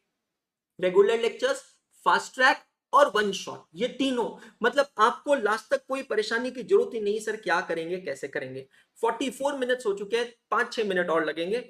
माइंडसेट क्लियर रखना है कि हमें 6 पेपर देने हैं, 2 ग्रुप नाम की चीज है ही नहीं, पहले दिन से दिमाग में क्लियर रखना है, 6 पेपर दोनों ग्रुप्स नहीं होते हैं। Conceptual clarity is of utmost importance as there are 30 marks of MCQs in each subject, 180 mark के MCQs हैं। Abundant practice is required to solve practical questions of 70 marks. तो MCQs में आपको विनर कौन बनाएगा, कंसेप्चुअल क्लैरिटी, और practical problems में winner आपको कौन बनाएगा, अबंडेंट ऑफ प्रैक्टिस। एक चींटी की तरह पढ़ना है, you and me will both start from zero, absolutely zero से शुरू करेंगे। और इसका एक सिंपल उदाहरण ये है कि मैं आज आपको बेसिक्स ऑफ अकाउंटिंग पढ़ाने वाला हूँ। Carve for knowledge, satisfy with conceptual clarity, and bird with marks. That's very important. Consistency, persistency and hard work is important. जो दोस्त मेरिट रैंकर होगा ना, वो भी आज ही चालू करेगा और आप भी आज चालू करेंगे। आपके अटेम्प्ट में कोई ना कोई तो मेरिट रैंकर आएगा, तो अपने दिमाग में सवाल लेकर आना है कि वो इस क्लास में से क्यों नहीं हो सकता। Why can't someone of you come merit ranker? And मैं आपको बता रहा हूं, आपकी तरफ से अगर आप थोड़ी से एफर्ट दिखाओगे ना, मेरे तरफ से आपको उसके दुगने एफर्ट्स मिलेंगे, ये मैं आपसे प्रॉमिस कर रहा हूं। क्योंकि एक बच्चा मेरिट रैंकर तब तक नहीं आ सकता जब तक उसका टीचर भी उसके साथ बैठकर मेहनत ना करे। और मैं आपको अभी बता रहा हूं कि मैं आपको ये मेहनत करवा कर रहूंगा। अगर आप मेहनत करोगे तो मैं ये मेहनत आपको करवा कर रहूंगा, ठीक है। assumptions while studying is I am not intelligent, I am in the process of learning। मैं सिर्फ सीख रहा हूँ, सीखने की प्रोसेस में हूँ। And patience, trust and self reliance आपको रखना है। I'm giving you a clear prescription of not just passing in C intermediate exam but to get even all India rank is very simple। दोस्त आपको एक regular class करनी है एक बार, even though आपको मैंने मल्टीपल, आपको पता है आपका जो सब्सक्रिप्शन है, चाहे माँ पैक हो, रेगुलर सब्सक्रिप्शन हो, आपको सब्सक्रिप्शन में अनलिमिटेड वॉच टाइम मिलता है। अब अनलिमिटेड वॉच टाइम का मतलब होता है आप जितनी बार चाहो क्लासेस देख सकते हो। Even though there is unlimited watch time, but time तो लिमिटेड होता है। और ये लिमिटेड टाइम के साथ क्या मैं बार बार क्लासेस ही देख सकता हूं? और अगर मैं बार बार सिर्फ क्लासेस देखूंगा तो मैं पढ़ाई कब करूंगा? तो एक बार रेगुलर क्लासेस अच्छे से देखना है, एक एक्सटेंसिव रिवीजन करनी है। ये एक्सटेंसिव रिवीजन आप किसके थ्रू कर सकते हैं? फास्ट ट्रैक के थ्रू कर सकते हैं।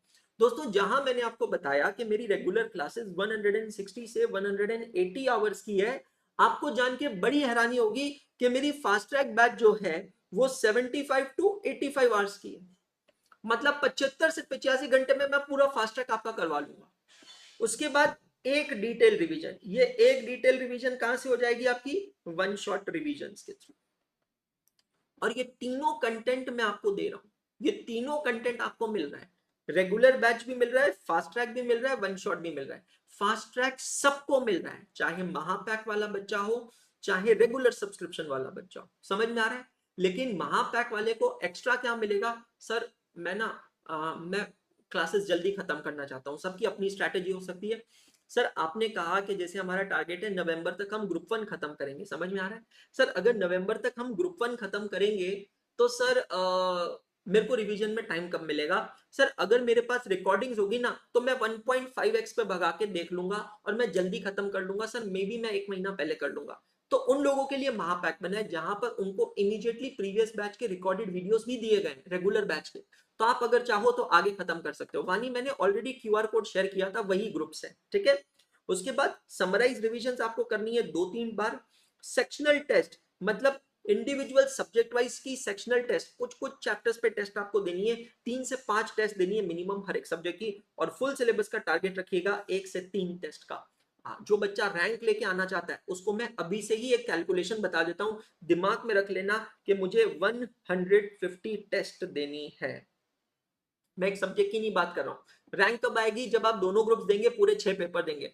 तो वो बच्चा जो ऑल इंडिया रैंक लाना चाहता है, अपना माइंडसेट बना लेना कि मुझे पूरे 6 पेपर्स और सेक्शनल और फुल सिलेबस टेस्ट मिलाकर 150 टेस्ट देनी है। अगर ये 150 टेस्ट तूने दे दी, सॉल्व करी, टेस्ट मतलब बकायदा लिखना, इवेल्युएटेड भी हो सकती है, सेल्फ इवेल्युएटेड भी हो सकती है। अगर ये 150 टेस्ट आपने दे दी है, मैं आपको राइटिंग में दे सकता हूं आपकी रैंक पक्की, आपकी रैंक पक्की। अगर 150 टेस्ट आपने दिए तो सारे पेपर्स मिलाकर, और अगर मैं एवरेज निकालूं 150 डिवाइडेड बाय 6 तो 25 पेपर आते हैं पर सब्जेक्ट, जो आपको यहाँ पर देना पड़ेगा। जो बच्चे यूट्यूब पे देख रहे हैं सिर्फ उनके लिए मैं बता देता हूँ कि 6 दिन पहले डेमोस रहेंगे यूट्यूब पे, उसके बाद अगर आप कंटिन्यू करना चाहते हैं तो हमारे प्रोडक्ट्स और प्राइसिंग आपके सामने, अभी फ्लैट 50% ऑफ मिल रहा है, और ये ऑफर जो है 24 अगस्त तक वैलिड है। आप इंडिविजुअल सब्जेक्ट वाइज भी खरीद सकते हैं। You can visit either of our website एकाग्रता.co.in और adda247.com, और वहां पर जाकर हमारे सब्सक्रिप्शन ले सकते हैं। 50 मिनट यहां पर खत्म होते हैं और अब हम लोग चालू करेंगे basics of accounting. Let's get started. Sir एक सवाल का जवाब दे दीजिए, एडवांस्ड अकाउंटिंग में कितने पेजेस का रजिस्टर लगेगा? दोस्तों एडवांस्ड अकाउंटिंग ये सब्जेक्ट के अंदर आपको 200 पेज के 2 से 3 रजिस्टर्स लगेंगे। Someone right big, someone right small, तो अप्रोक्सीमेटली 2 से 3 रजिस्टर्स आपको लग सकते हैं। मैं सजेस्ट करता हूं instead of buying one register of 400 page, I will personally suggest कि आप क्या कीजिए, इंडिविजुअली दो सौ पेज के रजिस्टर्स परचेज कर लीजिए, it will become light to carry. आज हम लोग सबसे पहले यहाँ पर क्या करने वाले हैं, हम सबसे पहले यहाँ पर स्टार्ट करेंगे very crisp and clear revisions of basics of accounting. तो सभी जने आएंगे अपने रजिस्टर्स में और लिखेंगे यहां पर revisions of basics of accounting.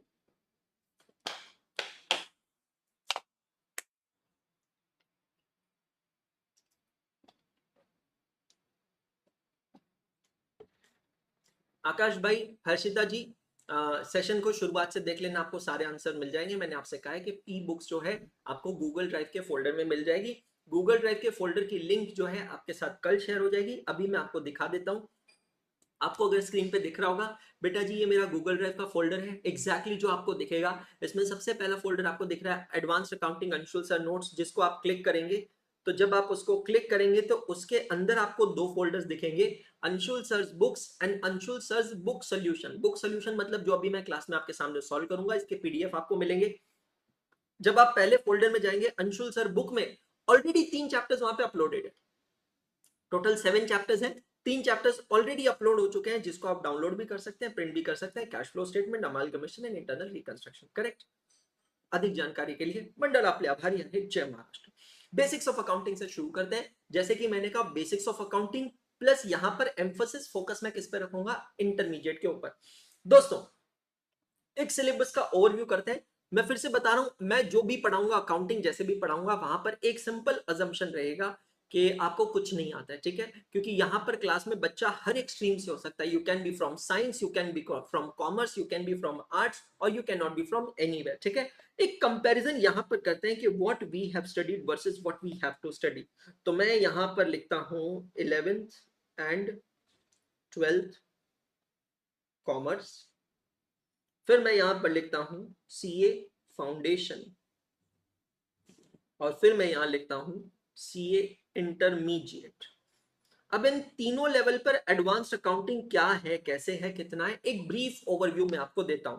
Again अगर कोई बच्चा यहां पर नॉन कॉमर्स स्ट्रीम से है और सीए फाउंडेशन के थ्रू आया तो उसके लिए ये क्रॉस मार्क होगा, लेकिन ये दोनों टिक मार्क होंगे।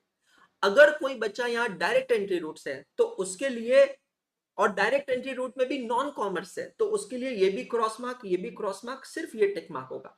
अगर कोई बच्चा डायरेक्ट एंट्री रूट से आया था और ऐसा बच्चा है जिसने 11th-12th कॉमर्स से किया था तो उसके लिए ये टिक मार्क होगा, ये क्रॉस मार्क होगा, ये टिक मार्क होगा। तो सबके लिए अलग अलग प्रोबेबिलिटी या परम्यूटेशन कॉम्बिनेशन। दोस्तों मैं रियली स्पीकिंग अभी के हमारे इस एनालिसिस के लिए 11th-12th कॉमर्स को और सीए फाउंडेशन को अलग नहीं रखना चाहूंगा, इसको मैं एक साथ ले लूंगा, क्योंकि मोटा मोटी दोनों में कुछ ज्यादा डिफरेंस नहीं है। तो अगर हम हमारे सब्जेक्ट की बात करें, बुक कीपिंग एंड अकाउंटेंसी नाम था सी 11th-12th कॉमर्स में, और सीए फाउंडेशन में नाम हुआ करता था अकाउंटिंग। तो यहां पर हम लोगों ने क्या क्या पढ़ा है, यहां पर हमने पढ़ा है एब्सोल्युटली बेसिक्स ऑफ अकाउंटिंग। और जब मैं बेसिक्स ऑफ अकाउंटिंग की बात करता हूं तो बेसिक्स ऑफ अकाउंटिंग में क्या क्या आता है एक उसकी समरी बना लेते हैं। बेसिक्स ऑफ अकाउंटिंग में आता है like accounting concepts and conventions. Basics of accounting में आपने वहां पर पढ़ा है, सर इसको लिखना है क्या, लिखते चलिए मेरे साथ, समझते भी चलिए, लिखते चलिए, और अगर लग रहा है कि अभी लिखने में समझना नहीं होगा तो बाद में लिख लेना, आज वैसे भी और कोई होमवर्क रहेगा नहीं, अभी समझ लीजिएगा। यहां पर आप लोगों ने पढ़ा है maintaining the various books of accounts. Single entry system, double entry system के बारे में बात की है, अलग अलग बुक्स ऑफ अकाउंट्स के बारे में बात की है। उसके बाद यहाँ पर आप लोगों ने पढ़ा है topic of cash book, single column cash book, double column cash book, multi column cash book में डिस्काउंट कॉलम आता है, ये सारे क्वेश्चंस हम लोगों ने किए हैं।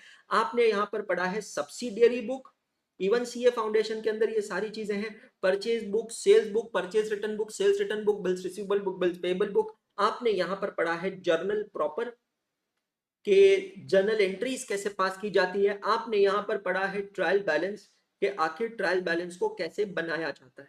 ये सब चीजें कर लेने के बाद आपने कुछ दूसरे टॉपिक्स पढ़े हैं, जैसे कि बैंक रिकंसिलिएशन स्टेटमेंट, जैसे कि रेक्टिफिकेशन ऑफ एरर्स।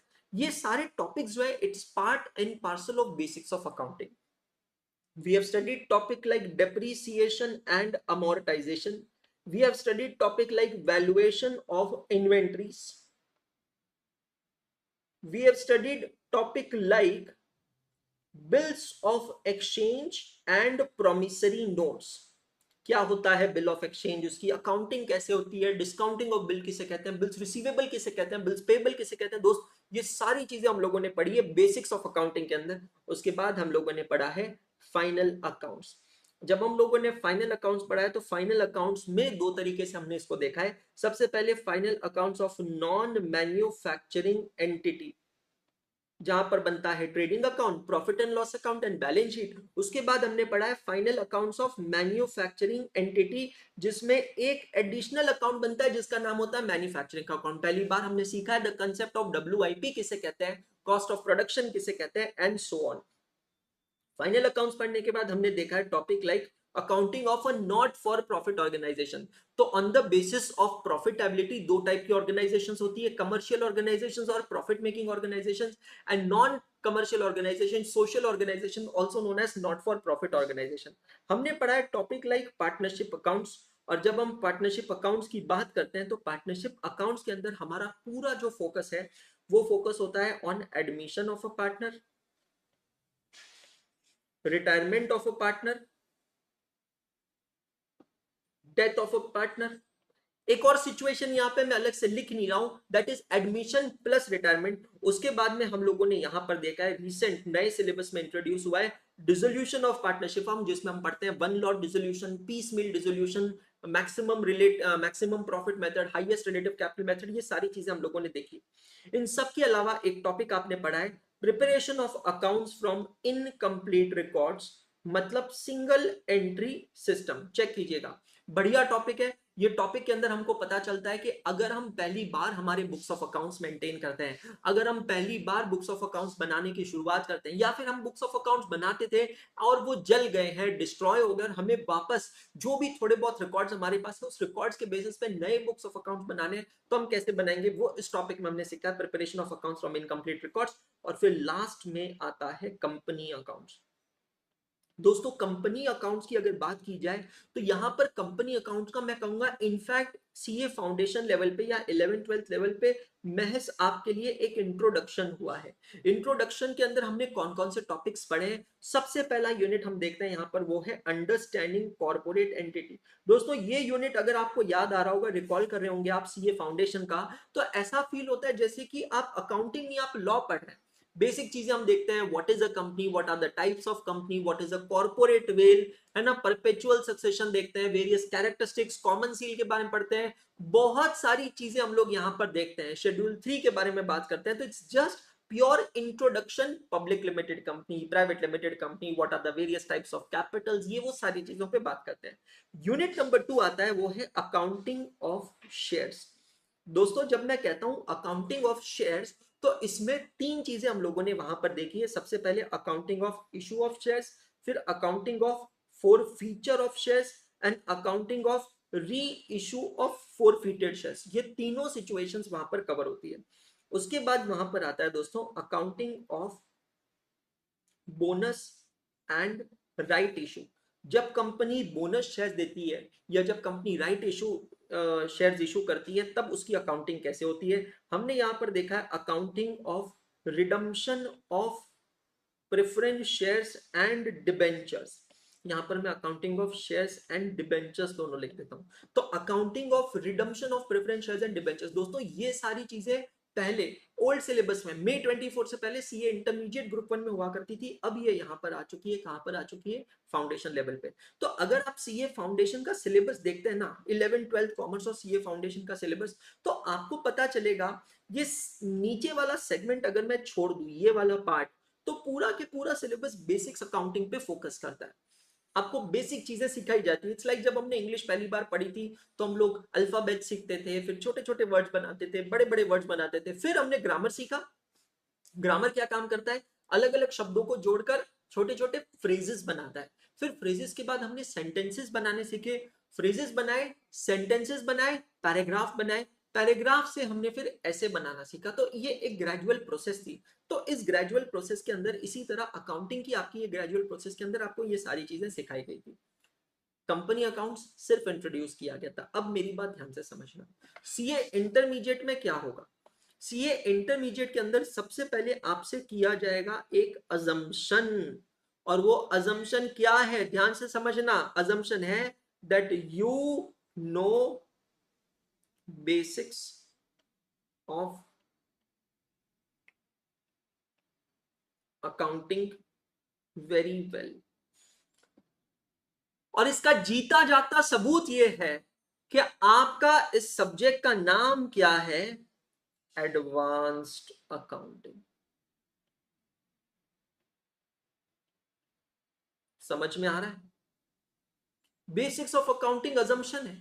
तो यहां पर किसी क्वेश्चन के अंदर चल के अगर कहीं एक ट्रांजैक्शन आता है कि the bills which a bill of exchange which was endorsed subsequently become dishonor, तो वहां पर आप आईसीआई से ये एक्सपेक्ट मत कीजिएगा कि आपको इंस्टीट्यूट अलग से बैठकर पढ़ाएगा कि बिल्स ऑफ एक्सचेंज अगर एंडोर्स होता है तो उसकी एंट्री क्या होती है, और एंडोर्स होने के बाद डिसऑनर होता है तो उसकी एंट्री क्या होती है। इंस्टीट्यूट का एक अजम्पशन रहेगा कि हमने हमारे सीए फाउंडेशन के सिलेबस में बिल्स ऑफ एक्सचेंज दिया था, मतलब बच्चे ने पढ़ा होगा। आईसीआई का अजम्पशन रहेगा कि अगर बच्चा डायरेक्ट एंट्री रूट से भी आया है तो भी उसने वहां पर पढ़ा होगा, 11 12 में पढ़ रखा होगा, नहीं तो ग्रेजुएशन में बीकॉम में तो 100% पढ़ रखा होगा। तो ये एक अजम्पशन है। रेक्टिफिकेशन ऑफ एरर का क्वेश्चन आ सकता है कि a plant which was purchase wrongly debited purchase account, तो वहां पर आपके दिमाग में क्लिक होना चाहिए इसकी रेक्टिफिकेशन एंट्री क्या होगी, plant account debit to purchase account credit. वहां पर ये मत बोलिएगा कि सर ये तो हमने पढ़ा ही नहीं, ये तो हमको आता ही नहीं, ये तो हमको पता ही नहीं है, फाउंडेशन में टॉपिक छोड़ दिया था। अगर छोड़ दिया है तो अब समय है कुर्सियों की पेटियां बांधने का, अब समय है और ज्यादा मेहनत करने का। अगर आपको यहाँ पे इंटरमीडिएट में कोई क्वेश्चन में यह आ जाए कि balance as per passbook is this much, cheque issued but not presented for payment, what will be the balance as per cash book, तो यहाँ ये मत सोचिएगा, संकोच मत कीजिएगा और ये एक्सपेक्टेशन मत रखिएगा कि सर यहाँ पर बैठकर पूरा बैंक रिकंसिलिएशन स्टेटमेंट वापस पढ़ेंगे क्या। नहीं, ये अजम्पशन है कि बैंक रिकंसिलिएशन आपने ऑलरेडी पढ़ रखा है। इसीलिए बेटा इंटरमीडिएट पे सब्जेक्ट का नाम क्या है, advanced accounting, which means we are going to study the advanced aspects, advanced concepts। advanced aspects की जब मैं बात करता हूं तो यहां पर पूरा के पूरा फोकस जो है it is on corporate accounting. ये जो मैं बातें अभी आपको बता रहा हूं ना as a part of basics of accounting, किसी किताब में नहीं मिलेगी, यूट्यूब खंगाल लेना, कहीं नहीं मिलेगा आपको, समझ लेना। Focus is on corporate accounting. अब आप शिफ्ट इन फोकस देखिएगा, ठीक है दोस्तों। सीए फाउंडेशन के अंदर कॉर्पोरेट अकाउंटिंग के ऊपर महज एक टॉपिक दिया गया है और उस टॉपिक को सिर्फ इंट्रोड्यूस किया गया। मतलब कंपनी अकाउंट्स या कॉर्पोरेट अकाउंटिंग जो है उसका जो सिर्फ महज एक इंट्रोडक्शन हुआ था फाउंडेशन लेवल पे, इंटरमीडिएट में जाकर वो हमारा पूरा सिलेबस बन जाता है। कैसे बन जाता है सिलेबस, अब समझिएगा। हमारा पहला चैप्टर क्या है, what is our very first topic, हमारा पहला चैप्टर है कैश फ्लो स्टेटमेंट। मेरे दोस्त, cash flow statement generally non corporate entity जैसे कि पार्टनरशिप फर्म, प्रोप्राइटरशिप फर्म नहीं बनाता है। कैश फ्लो स्टेटमेंट कौन बनाता है, कंपनीज बनाती है। तो हमें कैश फ्लो स्टेटमेंट बनाना है, मतलब हम किसकी अकाउंटिंग कर रहे हैं, कंपनी की अकाउंटिंग कर रहे हैं। हमें यहां पर दूसरा टॉपिक देखना है जिसका नाम है अमालगमेशन ऑफ कंपनीज। कंपनी का अमालगमेशन कौन करता है, अमालगमेशन किसका होता है, कंपनीज का होता है। एकाग्रता सीए इज एक्वायर्ड बाय अड्डा 247, it is an amalgamation. Accounting effects देखना है। आपको यहां पर तीसरा टॉपिक पढ़ना है जिसका नाम है internal reconstruction.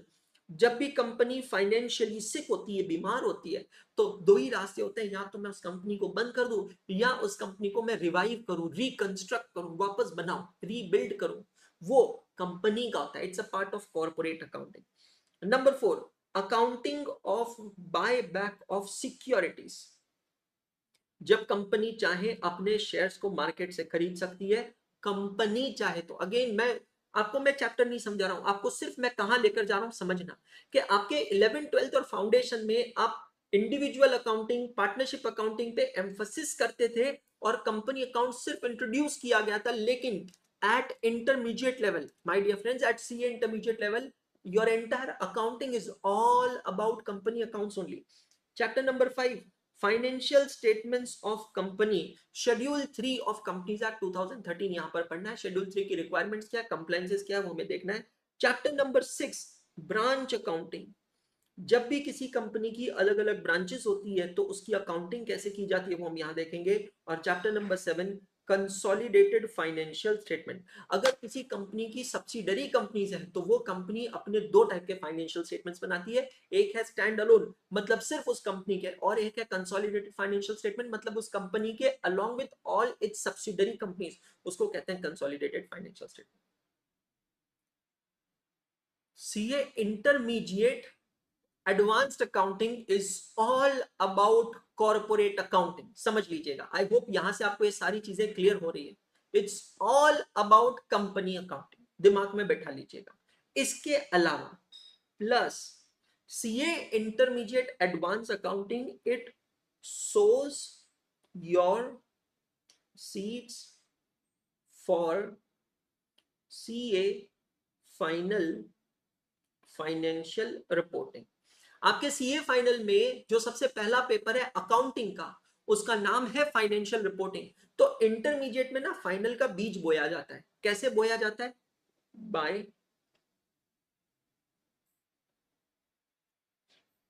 Covering all accounting standards. पूरे के पूरे 27 अकाउंटिंग स्टैंडर्ड्स आपके सिलेबस में। और ये क्यों है समझना, बिकॉज सीए अभी हमारे इंडिया में कुल मिलाकर दो टाइप के स्टैंडर्ड्स है। वैसे तो मैं उस चैप्टर में जाऊंगा तब बताऊंगा। इंडिया में दो टाइप के स्टैंडर्ड्स हैं, एक जिसको हम कहते हैं अकाउंटिंग स्टैंडर्ड, और दूसरा जिसको हम कहते हैं Indian accounting standard oblique IFRS। दोस्तों, ये जो इंडियन अकाउंटिंग स्टैंडर्ड्स या IFRS है, ये बड़ी कंपनीज फॉलो करती है। बड़ी कंपनीज मतलब जिसका एक लेवल दिया है, इतना टर्नओवर, इतनी बोरोइंग्स और ये सब कुछ। और अकाउंटिंग स्टैंडर्ड छोटी कंपनीज फॉलो करती है, इवन नॉन कॉर्पोरेट एंटिटीज भी फॉलो करती है। क्लियर हो गया? ये पूरे के पूरे 27 अकाउंटिंग स्टैंडर्ड्स हमको पढ़ना है सीए इंटरमीडिएट लेवल पे, और ये IFRS या इंड AS आपको पढ़ना है सीए फाइनल लेवल पे। अब आपको ये समझना है कि इंडियन अकाउंटिंग स्टैंडर्ड्स या AS जो है, it becomes and it forms your basis for studying Ind AS और IFRS। आपको मेरा पॉइंट समझ में आ रहा है? जैसे यहाँ देखो साक्षी क्या कह रही है कि सर मैंने सीए फाउंडेशन में पूरा के पूरा कंपनी अकाउंट का चैप्टर स्किप कर दिया था। कहीं ना कहीं साक्षी को डर लग रहा है।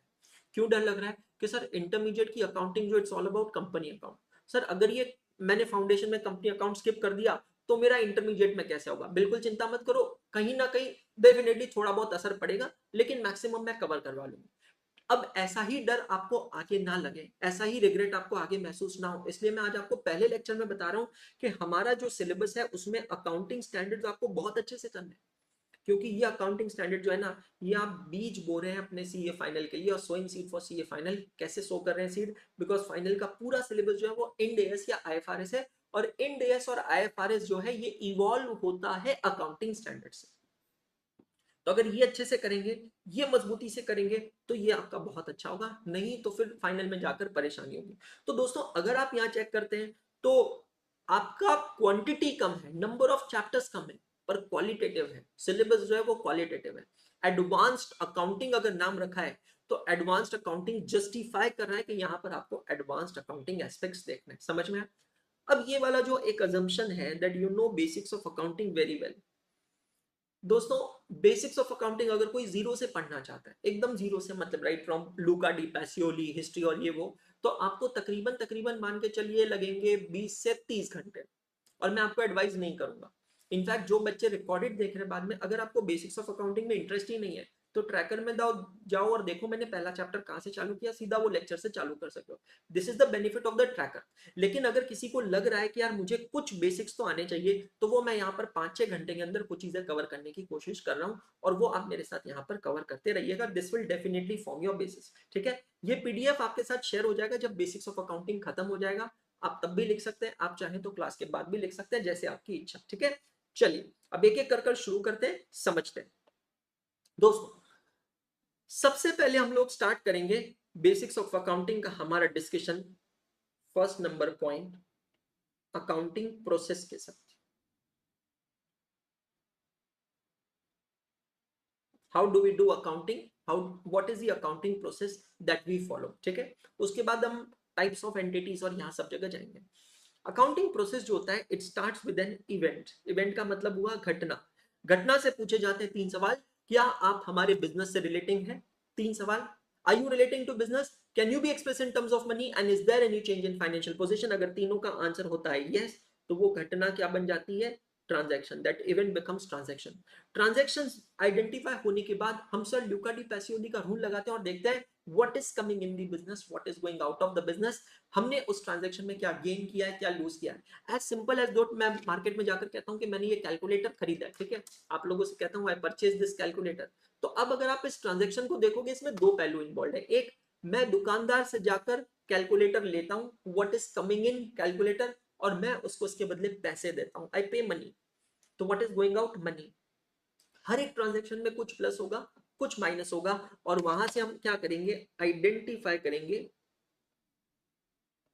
दी अकाउंट्स इन्वॉल्व, के कौन कौन से अकाउंट्स इन्वॉल्व होते हैं हर एक ट्रांजैक्शन में। बेसिक्स ऑफ अकाउंटिंग अगर आपका स्ट्रांग है तो आपको जिंदगी में कभी किसी चीज में परेशानी हो ही नहीं सकती है। In every transaction there will be debit and there will be credit. Identify the accounts involve, फिर आइडेंटिफाई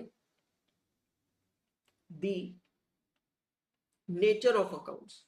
आपने ये जो अकाउंट्स आइडेंटिफाई किए, इसका नेचर आइडेंटिफाई करना है कि वो अकाउंट क्या है। Is it a personal account, is it a real account, और is it a nominal account? Now what is a personal account? A personal account is an account which is either relating to person or representing a person. I repeat, a personal account is an account which is either relating to a person or representing a person. A real account is an account which is relating to assets and liabilities, and a nominal account is an account which is relating to incomes and expenses and incomes and expenses. Identify the accounts involved, उसके बाद identify, या मैं कहूंगा apply golden rules of accounting। Accounting के golden rules आप apply करेंगे। Personal account का rule है debit the receiver, credit the giver. Real account का रूल है debit what comes in, credit what goes out. और नॉमिनल अकाउंट का rule है debit all expenses and losses, credit all incomes and gains. Apply करेंगे golden rules of accounting, और फिर आप उसके बाद में पास करेंगे जर्नल एंट्री। जब मैं कहता हूं पासिंग जर्नल एंट्री, तो यहां पर मैं इसको कनेक्ट करता हूं recording a transaction in primary book of account. तो 2 टाइप की बुक्स ऑफ अकाउंट्स होती है दोस्तों, एक होती है प्राइमरी बुक्स ऑफ अकाउंट्स, एक होती है secondary books of accounts. Primary books of accounts में 3 चीजें कवर होती है प्राइमरीली यहां पर। एक है कैश बुक, दूसरी है सब्सिडरी बुक, और तीसरी है जर्नल प्रॉपर। कैश बुक एक ऐसी बुक होती है जहां पर आप सारे कैश और बैंक ट्रांजैक्शंस रिकॉर्ड करते हैं। सब्सिडरी बुक में 6 अलग अलग बुक्स होती है, depending on the nature of transaction वहां पर आप ट्रांजैक्शंस रिकॉर्ड करते हैं, जैसे कि purchase book, sale book, purchase return book, sales return book, bills receivable book, bills payable book, और फिर लास्ट में जिसका कोई नहीं होता है उसका जर्नल होता है। आप पास करते हैं जर्नल एंट्री। जर्नल एंट्री पास करने के बाद पोस्टिंग टू लेजर। जब मैं कहता हूं आप लेजर में पोस्टिंग कर रहे हैं, तो पोस्टिंग करने का मतलब होता है recording the transaction into secondary books of accounts, मतलब लेजर अकाउंट। तो पहले आप प्राइमरी बुक्स में रिकॉर्ड करते हैं, उसके बाद आप सेकेंडरी बुक्स में रिकॉर्ड करते हैं। सेकेंडरी बुक्स ऑफ रिकॉर्ड में रिकॉर्ड करने के बाद लेजर अकाउंट्स की आप बैलेंसिंग करते हैं, and then you prepare something known as trial balance. Now, what is a trial balance? It is a statement that contains the balances of all the ledger accounts and it shows the arithmetical accuracy of accounting. कि क्या आपकी accounting arithmetically सही है या नहीं है, ये आपको कहां से पता चलता है? ट्रायल बैलेंस से। और एक बार आपका जब ट्रायल बैलेंस बन जाता है, तब लास्ट स्टेप होता है प्रिपरेशन ऑफ फाइनेंशियल स्टेटमेंट्स। आप फाइनेंशियल स्टेटमेंट्स बनाते हैं तो फाइनेंशियल स्टेटमेंट्स कॉर्पोरेट एंटिटी के भी हो सकते हैं, नॉन कॉर्पोरेट एंटिटी के भी हो सकते हैं, नॉट फॉर प्रॉफिट ऑर्गेनाइजेशन के भी हो सकते हैं। और ये फाइनेंशियल स्टेटमेंट्स क्यों बनाए जाते हैं? क्योंकि यहां से आते हैं एनालिसिस ऑफ फाइनेंशियल स्टेटमेंट्स। ये जो फाइनेंशियल स्टेटमेंट है ये एक डिश की तरह होती है दोस्तों। कोई भी डिश तब तक नहीं बनेगी जब तक उसको कोई कंज्यूम करने वाला नहीं होगा। बहुत सिंपल है यार, घर में मम्मी कोई सब्जी नहीं बनाती है, अगर पता है मम्मी को कि ये सब्जी ना आपके पापा खाते हैं ना आप खाते हैं, कोई भी नहीं खाता है, तो वो सब्जी क्यों बनाएगी? कोई भी डिश तब बनेगी क्योंकि हर एक डिश बनाने के पीछे कुछ मटेरियल भी लगता है और एफर्ट्स भी लगते हैं। तो कोई भी डिश तब बनेगी जब उस डिश को कोई कंज्यूम करने वाला होगा। अगर कंज्यूम करने वाला ही नहीं होगा तो डिश बनेगी क्यों? तो प्रिपरेशन ऑफ फाइनेंशियल स्टेटमेंट्स, और लास्ट में आता है एनालिसिस ऑफ फाइनेंशियल स्टेटमेंट। अब प्रिपरेशन ऑफ फाइनेंशियल स्टेटमेंट से यहां पर हमें कुछ चीजें देखनी है। सबसे पहले हम लोग यहां पर देखेंगे टाइप्स ऑफ एंटिटीज,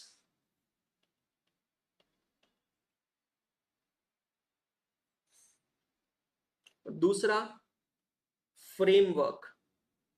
ये दो चीजें अभी यहां से हम देखेंगे, टाइप्स ऑफ एंटिटीज और फ्रेमवर्क। और एनालिसिस ऑफ फाइनेंशियल स्टेटमेंट से हम लोग यहां पर देखेंगे यूजर्स ऑफ फाइनेंशियल स्टेटमेंट्स। मतलब यहां से जो जो ब्रांचेस निकलती जाएगी ना वो सारी ब्रांचेस मैं आपको दिखाता जाऊंगा, समझाता जाऊंगा। समझ में आ रहा है? सबका रिवाइज हो रहा है अच्छे से? एक बार क्विकली मुझे रिस्पॉन्ड कर दो लाइव चैट पे गाइस। सबका अच्छे से रिवाइज हो रहा है? मजा आ रहा है सबको? बहुत ही पिन पॉइंट सेशन रख रहा हूं, सीधी बात, नो बकवास। एंटरटेनमेंट भी होगा, मजा भी आएगा, इंफॉर्मेटिव भी होगा, लेकिन सबसे इंपॉर्टेंट है प्रोडक्टिविटी निकलनी चाहिए। सबको क्लियर हो रहा है? अच्छे से चेक कर लीजिएगा।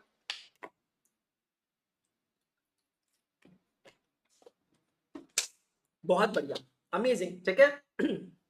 यहां से कुछ चीजें निकल के आने वाली है। तो अब हम क्या करते हैं, इन चीजों को यहां पर देख लेंगे।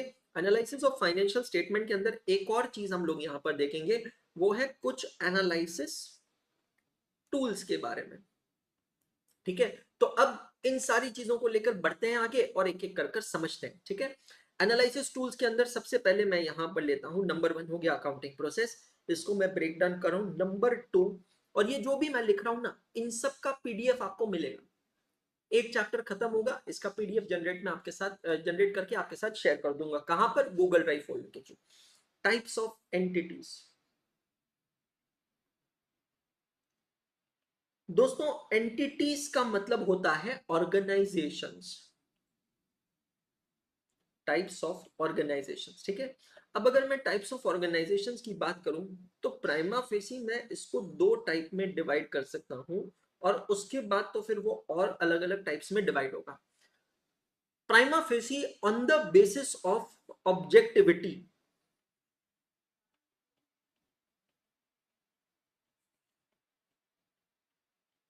On the basis of objectivity कि मैं धंधा क्यों कर रहा हूं, मैं बिजनेस क्यों कर रहा हूं, मैं ऑर्गेनाइजेशंस को दो अलग अलग कैटेगरीज में डिवाइड करता हूं। एक जिसको मैं कहता हूं profit making public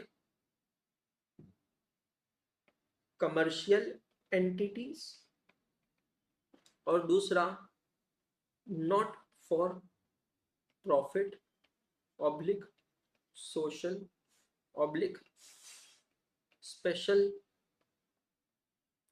purpose entities. समझ में? Profit making entities are those entities जिसका इंटेंशन होता है ज्यादा से ज्यादा प्रॉफिट कमाना। समझ में आ रहा है? ज्यादा से ज्यादा प्रॉफिट कमाना मतलब maximum profit maximisation. Not for profit social और स्पेशल पर्पस एंटिटीज का उद्देश्य प्रॉफिट कमाना नहीं है। इसका उद्देश्य है कि हम जिस उद्देश्य से बने हैं उस उद्देश्य को पूरा करना है। जैसे कि अगर कोई हॉस्पिटल है, नॉट फॉर प्रॉफिट ऑर्गेनाइजेशन, देखो कौन सा बिजनेस कर रहे हैं इसके बेसिस पे डिफाइन नहीं होता कि ये प्रॉफिट है या नॉट फॉर प्रॉफिट मेकिंग। मतलब हमारे सामने आज दो अलग अलग उदाहरण है। सरकारी अस्पताल नॉट फॉर प्रॉफिट होते हैं, लेकिन प्राइवेट हॉस्पिटल्स प्रॉफिट मेकिंग होते हैं। तो आप ये नहीं कह सकते, जनरलाइज स्टेटमेंट नहीं दे सकते कि सर हॉस्पिटल्स हमेशा नॉट फॉर प्रॉफिट होगा, ऐसा नहीं। टाइप ऑफ बिजनेस पे डिपेंड नहीं करता है, ऑब्जेक्टिविटी पे डिपेंड करता है। तो प्राइवेट हॉस्पिटल्स क्यों बनाए जाते हैं? क्योंकि वो पैसा कमाना चाहते हैं। ऑब्वियसली वो आपका ट्रीटमेंट करना चाहते हैं, बट पहला इंटेंशन है पैसा कमाना, तो वो प्रॉफिट मेकिंग ऑर्गेनाइजेशन है। सरकारी अस्पताल क्या है? Not for profit organisation. Clear? तो नॉट फॉर प्रॉफिट ऑर्गेनाइजेशन के केस में यहां पर एक सिंपल सी चीज हम लोग इंक्लूड करेंगे, वो है ट्रस्ट। एनपीओ के केस में आएगा ट्रस्ट, या फिर section 8 companies. Just a minute.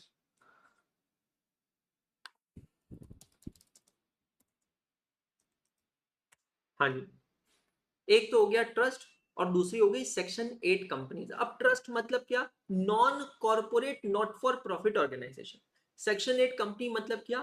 Corporate NPO. क्या मतलब बताया मैंने ट्रस्ट का? Non corporate NPO. और सेक्शन 8 कंपनी का मतलब क्या हो गया? Corporate NPO. समझ में आ रहा है? Corporate MPO. अब आजकल देखना काफी सारी ट्रस्ट इतनी बड़ी हो जाती है, इतनी बड़ी हो जाती है कि किसी प्रॉफिट मेकिंग ऑर्गेनाइजेशन से ज्यादा पैसा उनके पास होता है।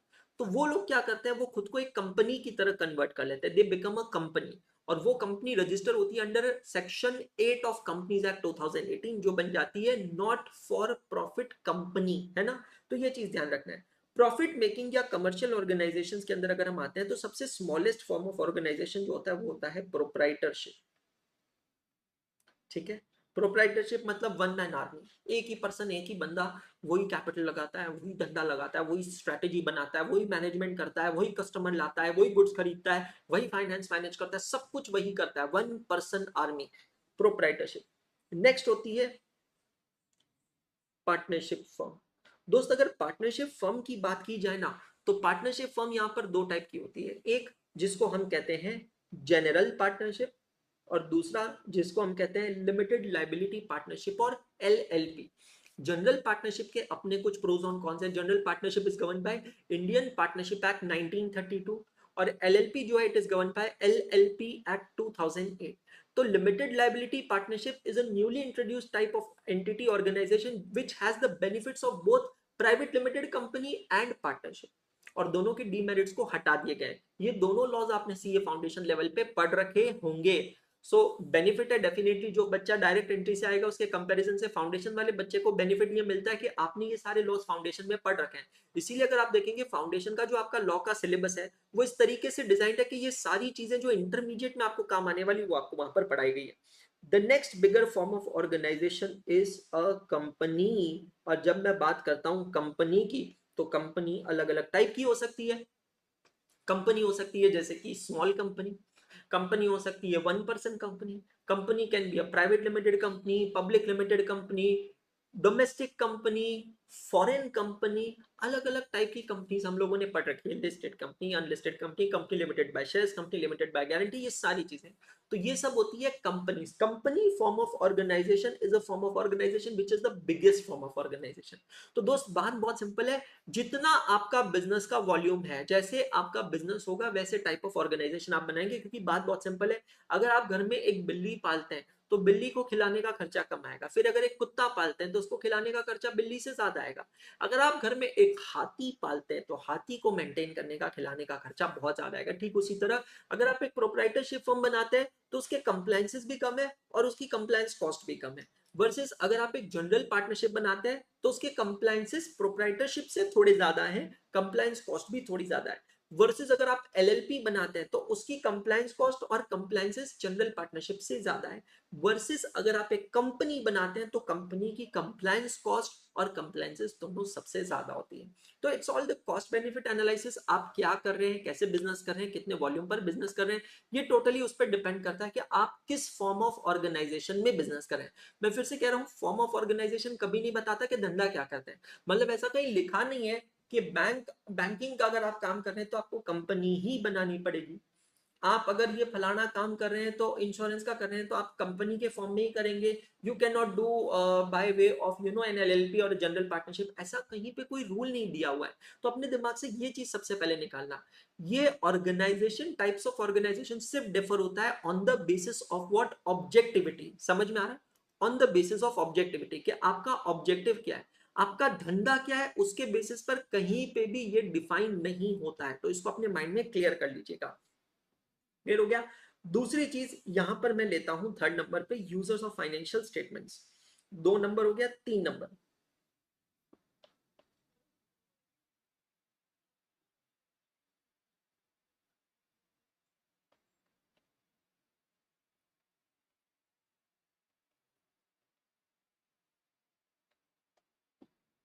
फाइनेंशियल स्टेटमेंट्स क्या होता है इसको तो हम बाद में देखेंगे कि what exactly is known as financial statement.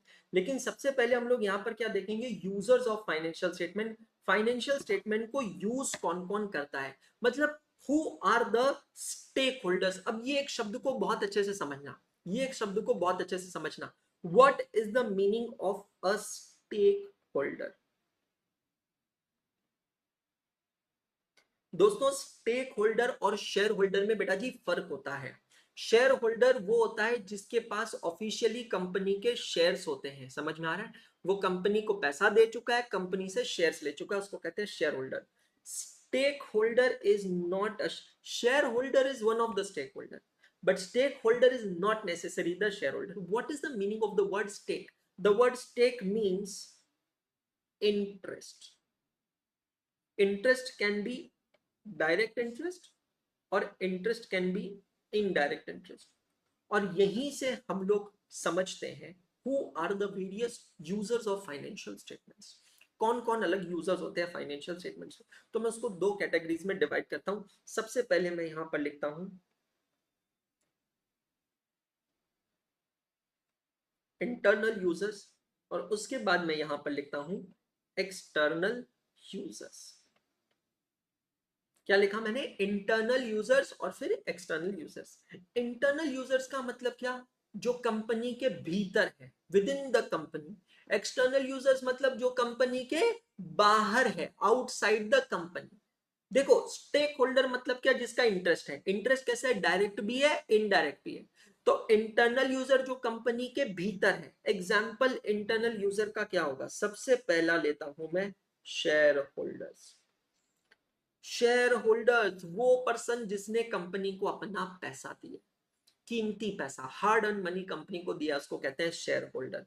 तो हर एक यूजर का अपना एक ऑब्जेक्टिविटी होता है। शेयर होल्डर ब्रीफली डिस्कस कर रहे हैं, शेयर होल्डर की ऑब्जेक्टिविटी क्या रहेगी, मतलब उसका फाइनेंशियल स्टेटमेंट के प्रति रवैया क्या रहेगा, वो फाइनेंशियल स्टेटमेंट से क्या देखेगा, वो ये देखेगा कि कंपनी कैसा कर रही है, सेल कैसा चल रहा है, प्रॉफिट हो रहा है तो नहीं हो रहा है, कितना हो रहा है, मुझे डिविडेंड कितना मिल रहा है, शेयर होल्डर तो ये देखेगा। दूसरा होता है मैनेजमेंट ऑफ द कंपनी।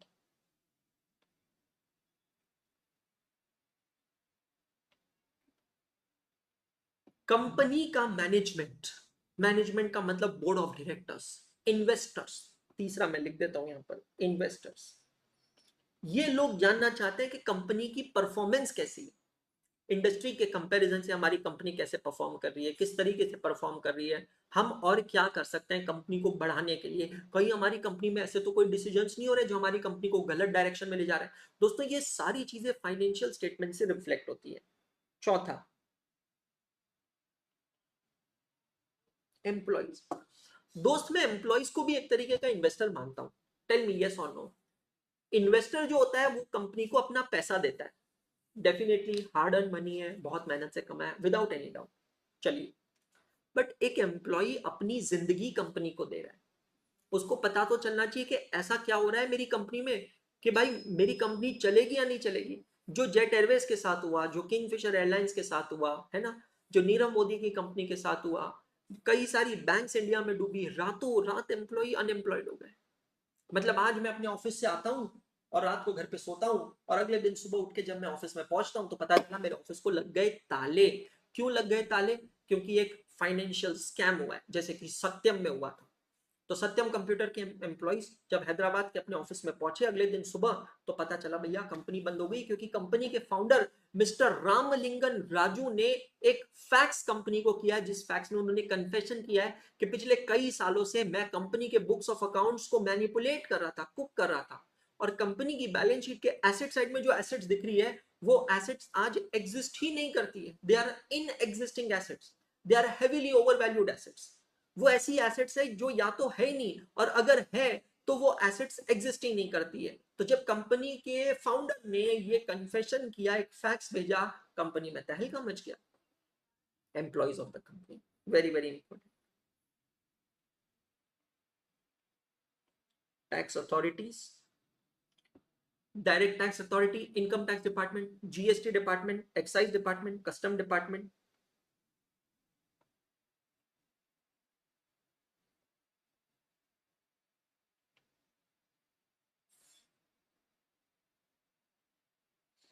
आप जिस इंडस्ट्री से बिलोंग करते हैं, चलिए ट्रेड इंडस्ट्री को तो मैं एक्सटर्नल में ले लूंगा, government agencies, lenders and bankers, customers, very very important. मेरे कस्टमर भी मेरे इंटरनल यूजर्स में आते हैं। अब मैं यहाँ कस्टमर्स में अगर आप कहोगे स्पेसिफिकली, तो मैं यहाँ B2B की बात कर रहा हूँ, B2C की बात नहीं कर रहा हूँ। थोड़ा इसको समझते हैं, बिकॉज यहाँ पे आपके दिमाग में सवाल होगा कि सर मैं खुद एक कस्टमर हूँ, ठीक है, मैं आज चला गया सर सपोज किसी रेस्टोरेंट में खाना खाने, तो सर मैं रेस्टोरेंट में जाके कहता हूँ भैया मेनू कार्ड मत लाओ, पहले अपनी बैलेंस शीट लेकर आओ। बैलेंस शीट लेकर आओ, मैं बैलेंस शीट देखूंगा कि आपकी कंपनी कितनी सॉलिड है, और अगर आपकी बैलेंस शीट देखकर मेरे को पसंद आया तो ही मैं खाना ऑर्डर करूंगा। ऐसी गलती मत करना, रेस्टोरेंट वाला फट करके भगा देगा। क्यों? क्यों? क्योंकि वो B2C बिजनेस है। क्या है? B2C। हम यहां पर बात कर रहे हैं B2B बिजनेस की, तो B2B का सर एग्जांपल आप दे सकते हो? बिल्कुल, क्यों नहीं दे सकता हूं, समझिएगा। तो दोस्तों यहां पर हम एग्जांपल लेते हैं सपोज टाटा मोटर्स लिमिटेड का, TML का, ठीक है। TML क्या बनाता है? कार्स बनाता है। कार्स के अंदर एक इंपॉर्टेंट कंपोनेंट लगता है, उसको हम कहते हैं बैटरी। अब Tata motors limited at presently battery purchase कर रहा है एक्साइड कंपनी से, ठीक है।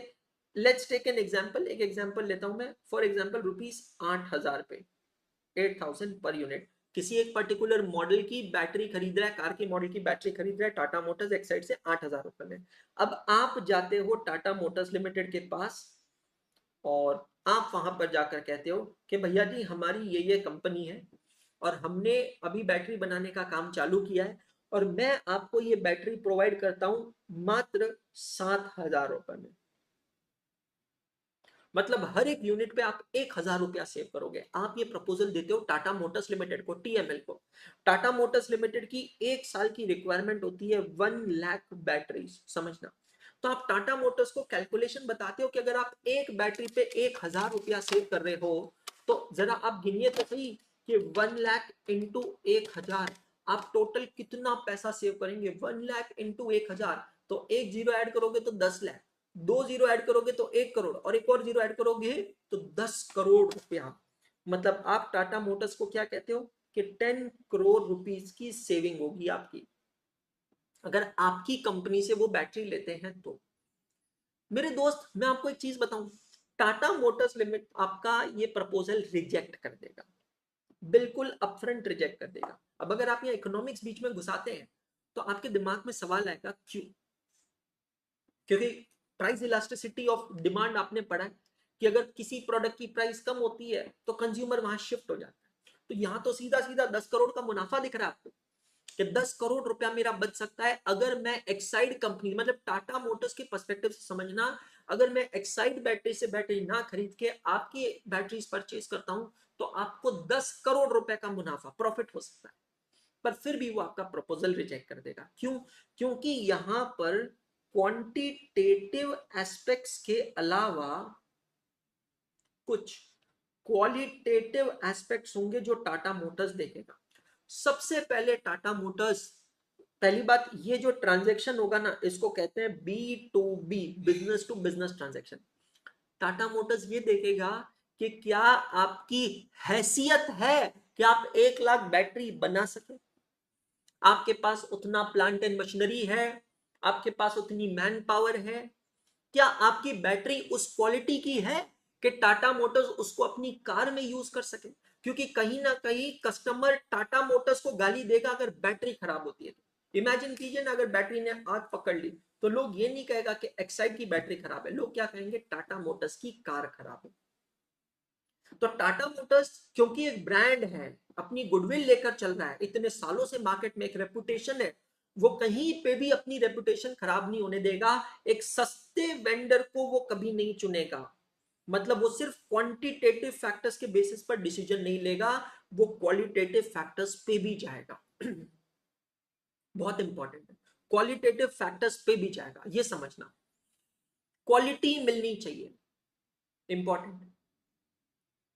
तो पहली क्वालिटी। दूसरा, ऐसा ना हो कि ₹1,000 बचाने के चक्कर में टाटा मोटर एक्साइड से ये ऑर्डर निकालकर आपको ऑर्डर दे दे, कल चल के आपके पास उतना मशीनरी नहीं है, उतना मैन पावर नहीं, क्या कर लोगे आप?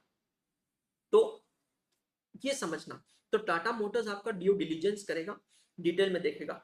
टैक्स अथॉरिटीज क्यों इंटरनल है समझना, बिकॉज आप टैक्सेशन पे करते हो। मैं खुद बता रहा हूं, इनकम टैक्स की नोटिस आ जाती है अगर आप किसी क्वार्टर में एडवांस टैक्स कम भरते हो तो। गवर्नमेंट अथॉरिटीज बिल्कुल बाकी दूसरे डिपार्टमेंट्स होते हैं, गवर्नमेंट अथॉरिटी में कुछ भी हो सकता है। Environment department is a government authority, समझिएगा, है ना। आप किसी इंडस्ट्री में ऑपरेट करते हो, सपोज आपका बैंकिंग बिजनेस है, एनबीएफसी का बिजनेस है, तो वो आपका ऑब्वियसली इंटरनल यूजर हो गया। लेंडर एंड बैंकर, क्योंकि उन्होंने आपको लोन दिया है, आपको लोन दिया है तो वो जानना चाहेंगे कि भैया मेरा पैसा सेफ है कि नहीं। अब हम आते हैं एक्सटर्नल यूजर्स में। एक्सटर्नल यूजर्स कौन कौन से होंगे? सबसे पहले एक्सटर्नल यूजर्स में आते हैं prospective share holders.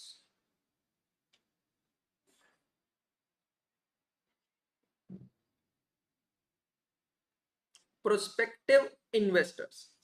Prospective share holder या प्रोस्पेक्टिव इन्वेस्टर का मतलब होता है, ये वो लोग होते हैं जिन्होंने अभी तक कंपनी में पैसा लगाया नहीं है पर लगाना चाहते हैं या लगा सकते हैं। मेरा दोस्त मुझसे कहता है, यार अंशुल तेको पता है इस कंपनी के शेयर्स बहुत अच्छे हैं, उठा ले। कुछ लोग ब्लाइंड ट्रस्ट करके उठा लेंगे, कुछ लोग नहीं, मेरे को एक बार देखने दे, इसके ऑडिटेड फाइनेंशियल स्टेटमेंट्स आने दे, उसके बाद मैं डिसीजन लूंगा। मैं क्या कह लूंगा, मेरा दोस्त है इन्वेस्टर शेयर होल्डर, मैं क्या हूं प्रोस्पेक्टिव शेयर होल्डर या प्रोस्पेक्टिव इन्वेस्टर। प्रोस्पेक्टिव का मतलब क्या है, इंटेंडेड, अभी तक मैंने पैसा लगाया नहीं है, जब मैं लगाऊंगा तब मैं इंटरनल यूजर बन जाऊंगा, अभी मैं क्या हूं एक्सटर्नल यूजर। तीसरा, ट्रेड एक्सपर्ट्स। भैया जी कभी ये अनिल सिंघवी जी का सेशन देखा है? He is a chartered accountant. सी अनिल सिंघवी जी का सेशन देखिएगा, न्यूज चैनल पर बैठकर कंपनी के पूरे फाइनेंशियल्स का पोस्टमार्टम करते हैं, चीर फाड़ करते हैं कि कंपनी में क्या हुआ है क्या नहीं हुआ है, ट्रेड हैंड, सेल्स हैंड बढ़ा है, आगे क्या होने वाला है, कैसे होने वाला है, वो पूरा एनालिसिस करते हैं अनिल सिंघवी जी। सिर्फ अनिल सिंघवी जी करते नहीं, आप कितने भी फाइनेंस के चैनल खोल के देख लीजिए, सीएनबीजी देख लीजिए, जी न्यूज देख लीजिए, आपको वहां पर पता चलेगा there are trade experts who are sitting and discussing about the company. Number 4, brokers and underwriters. मेरे दोस्त बहुत इंपॉर्टेंट है, ये जो स्टॉक ब्रोकर्स होते हैं जैसे कि CA Motilal Oswal ji, the leading stock broker of India, या बाकी लोग, ये काफी हद तक मार्केट को चलाते हैं, आपको पता नहीं है, पर आपने अगर हर्षद मेहता जी की वेब सीरीज देखी होगी तो आपको समझ में आया होगा कि कंपनी के अच्छे और बुरे परफॉर्मेंस से तो डेफिनेटली शेयर्स के प्राइस में फ्लक्चुएशन होता ही है रिगार्डलेस टू से, लेकिन इसके अलावा भी ये जो मार्केट में दलाल बैठे हैं, ब्रोकर बैठे हैं ना, इनकी जो टिप निकलती है, इनकी जो एडवाइस निकलती है, उससे भी आपके शेयर के प्राइसेस ऊपर और नीचे होते हैं। So these are also people who are using your finance. Please understand, financial statements of a company becomes a public document. It is publicly available.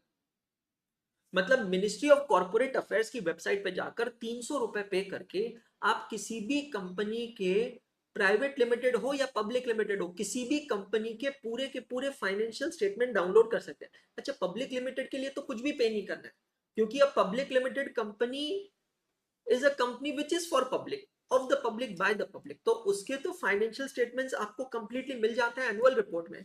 Private limited company जो आपको लगता होगा क्लोजली इंटेंड हेल्ड कंपनी है, private limited company के भी दोस्त financial statements आपको 300 रुपए भरकर एमसीए की साइट पर मिल जाते हैं। इट्स अ पब्लिक डॉक्यूमेंट, कोई भी यूज कर रहे हैं। एक्सटर्नल यूजर्स में आते हैं, बहुत इंपॉर्टेंट है कॉम्पिटिटर्स। कॉम्पिटिटिव एनालिसिस बहुत इंपॉर्टेंट होता है। मैं अगर आगे बढ़ना चाहता हूं किसी भी धंधे में, किसी भी चीज में, तो मुझे कॉम्पिटिटिव एनालिसिस करना जरूरी है। चक दे इंडिया मूवी आपने देखी होगी, तो चक दे इंडिया के अंदर इंडिया का जब स्पेन के साथ मैच होने वाला होता है तो स्पेन की टीम काफी खतरनाक होती है, ठीक है। तो स्पेन की टीम ने, अगर देखिए आपने, एक स्ट्रेटेजी फॉलो की होती है जिसको कहते हैं मैन टू मैन मार्किंग। वो टीम क्या करती है, अपने ऑपोजिशन की टीम के हर एक प्लेयर के साथ अपना एक प्लेयर चिपका देती है, जो प्लेयर क्या करता है उस प्लेयर को अटका के रखता है, जो उस टीम का की प्लेयर होता है उसको अटका के रखता है। तो शाहरुख खान जो कि कोच होते हैं इंडियन वुमेन्स हॉकी टीम के, वो टीवी स्क्रीन पे मैच दिखाकर ये बताते हैं कि अब ये मैन टू मैन मार्किंग को कैसे ब्रेक किया जाए। कॉम्पिटिटिव एनालिसिस बहुत इंपॉर्टेंट है। एक्सटर्नल यूजर, तो जितने टाइप के यूजर्स हैं ये सब हमारे बिजनेस के स्टेक होल्डर्स हैं। ये सभी लोग फाइनेंशियल स्टेटमेंट्स को परस्यू करने का एक अलग ऑब्जेक्टिविटी रखेंगे, एक अलग डायरेक्शन रखेंगे, और हमें फाइनेंशियल स्टेटमेंट्स बनाते समय इस चीज का ध्यान रखना है कि क्या हमारे फाइनेंशियल स्टेटमेंट्स इन सब के ऑब्जेक्टिविटी को फुलफिल करते हैं क्या। अगर ऑब्जेक्टिविटी की बात निकली है तो चौथा नंबर पॉइंट मैं आपको यहाँ पर यही पढ़ाना चाहूंगा, what are the objectives of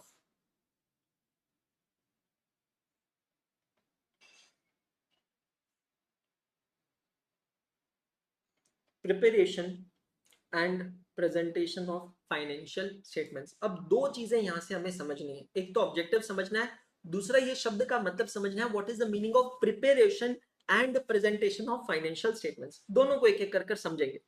सबसे पहले अगर मैं बात करता हूं प्रिपरेशन की, तो प्रिपरेशन का मतलब होता है कंटेंट्स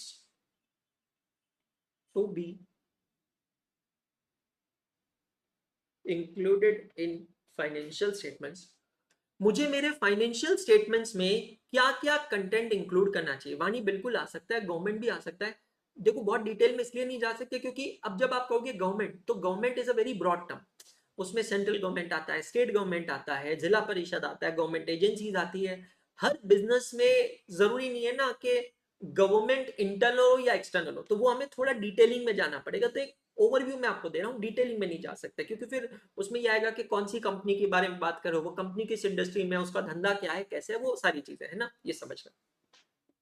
तो जब हम बात करते हैं preparation and presentation of financial statements, तो प्रिपरेशन के अंदर क्या आता है, content to be included in financial statements, कि जब भी मैं फाइनेंशियल स्टेटमेंट्स बनाऊंगा तो उसमें क्या क्या कंटेंट आना चाहिए। प्रेजेंटेशन का मतलब क्या होता है, how the content should be presented. Drawing ढांचा कैसा होना चाहिए, समझ में आ रहा है, ड्राइंग कैसी होनी चाहिए, ढांचा कैसा होना चाहिए। अब content to be presented for financial statement के अंदर यहां पर कुछ पॉइंट्स आप क्लियर कीजिएगा। सबसे पहले पॉइंट पे मैं आता हूं, non corporate entities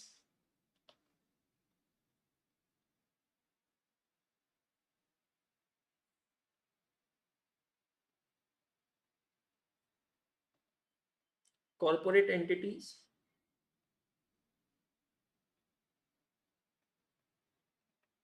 special entities. Non corporate entities, corporate entities और स्पेशल एंटिटीज, एक एक करके समझते हैं। नॉन कॉर्पोरेट एंटिटीज में क्या क्या आता है, it includes proprietorship, it includes partnership.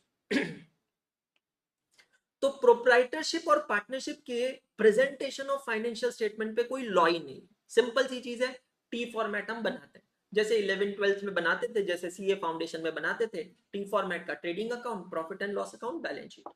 Corporate entity के लिए हम लोग क्या देखेंगे, schedule 3 of companies act 2013। Corporate entity मतलब क्या, जो कि कंपनी है, और अगर आपकी एक कंपनी है तो आपको कंपनी के फाइनेंशियल स्टेटमेंट्स कैसे बनाने पड़ेंगे, you will have to prepare according to schedule 3 of companies act 2013। Clear हो गया, तो उसके ऊपर हमारा एक पूरा चैप्टर है, chapter number 5, financial statements of company. फिर लास्ट में आती है स्पेशल एंटिटीज। अब समझना, even though it is outside the scope of your syllabus, but basics of accounting हम डिस्कस करें तो ये यहाँ पर बनता है। कुछ स्पेशल एंटिटीज होती है जिसके फाइनेंशियल स्टेटमेंट्स कुछ अलग लॉ के हिसाब से बनते हैं, जैसे कि ट्रस्ट। समझना, अब अगर सेक्शन 8 कंपनी है, मतलब वो कंपनी है, तो उसके financial statement schedule 3 of company act के हिसाब से बनेंगे। पर अगर एक ट्रस्ट है, एग्जाम्पल लेते हैं, महाराष्ट्र में एक सरकारी अस्पताल है, महाराष्ट्र में एक सरकारी अस्पताल है, या फिर गोकुलधाम सोसाइटी है, तारक मेहता का उल्टा चश्मा वाली, जो कि एक कोऑपरेटिव हाउसिंग सोसाइटी है। तो हर एक स्टेट का अपना एक कोऑपरेटिव एक्ट लगता है, एक एक लॉ होता है। महाराष्ट्र स्टेट में है Maharashtra state cooperative societies act 2013। तो वो एक्ट आपको बताता है कि एक ट्रस्ट के फाइनेंशियल स्टेटमेंट्स का फॉर्मेट कैसा होना चाहिए। वैसे ही अगर आप बैंकिंग कंपनी हैं तो बैंकिंग कंपनी के फाइनेंशियल स्टेटमेंट्स की जो गाइडलाइंस होती है वो रिजर्व बैंक ऑफ इंडिया देता है। समझ में आ रहा है? तो रिजर्व बैंक ऑफ इंडिया जो फॉर्मेट बताएगा उस फॉर्मेट के अनुसार बैंकिंग कंपनीज को अपने फाइनेंशियल स्टेटमेंट्स बनाने हैं। सिमिलरली अगर आप एक इंश्योरेंस कंपनी है तो इंश्योरेंस कंपनी के फाइनेंशियल स्टेटमेंट्स को कैसे प्रेजेंट करेंगे ये आपको कौन बताता है? इरडा। इरडा का फुल फॉर्म है insurance regulatory and development authority, और बैंकिंग कंपनी के लिए मैंने कहा RBI, insurance regulatory and development authority. तो दोस्तों ये तीन स्पेशल टाइप की एंटिटीज है जिसके फाइनेंशियल स्टेटमेंट्स का जो फॉर्मेट है, मतलब प्रेजेंटेशन कैसे किया जाएगा, ये उसका रिस्पेक्टिव कानून बताता है। There is a separate law, there is a separate act which governs how the financial statement should be prepared for these entities। समझ में आया? क्लियर हुआ सभी को? अब प्रिपरेशन मैंने आपको बताया, प्रिपरेशन मतलब क्या क्या कंटेंट डालना है, प्रेजेंटेशन मतलब कैसे कंटेंट डालना है। क्लियर हो गया? पक्का? 100%। अब हम आते हैं ऑब्जेक्टिव्स पे।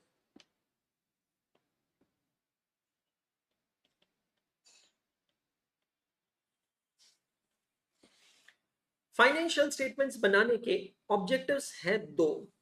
एक, टू ascertain फाइनेंशियल परफॉर्मेंस, और दूसरा टू ascertain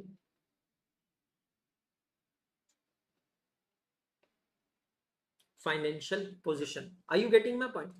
फाइनेंशियल स्टेटमेंट्स बनाने के ऑब्जेक्टिव्स हैं दो। पहला ऑब्जेक्टिव क्या है?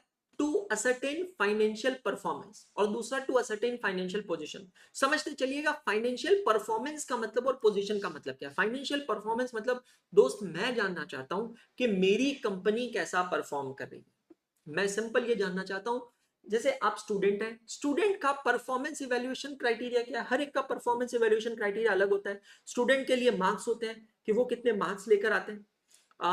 एक कार रेसिंग वाले के लिए या एक एथलीट के लिए परफॉर्मेंस इवैल्यूएशन क्राइटेरिया क्या होता है कि भाई साहब वो कितने समय में अपनी रेस को कंप्लीट करता है, कितने ड्यूरेशन में, कितने मिनट्स में, कितने सेकंड्स में अपनी रेस को कंप्लीट करता है।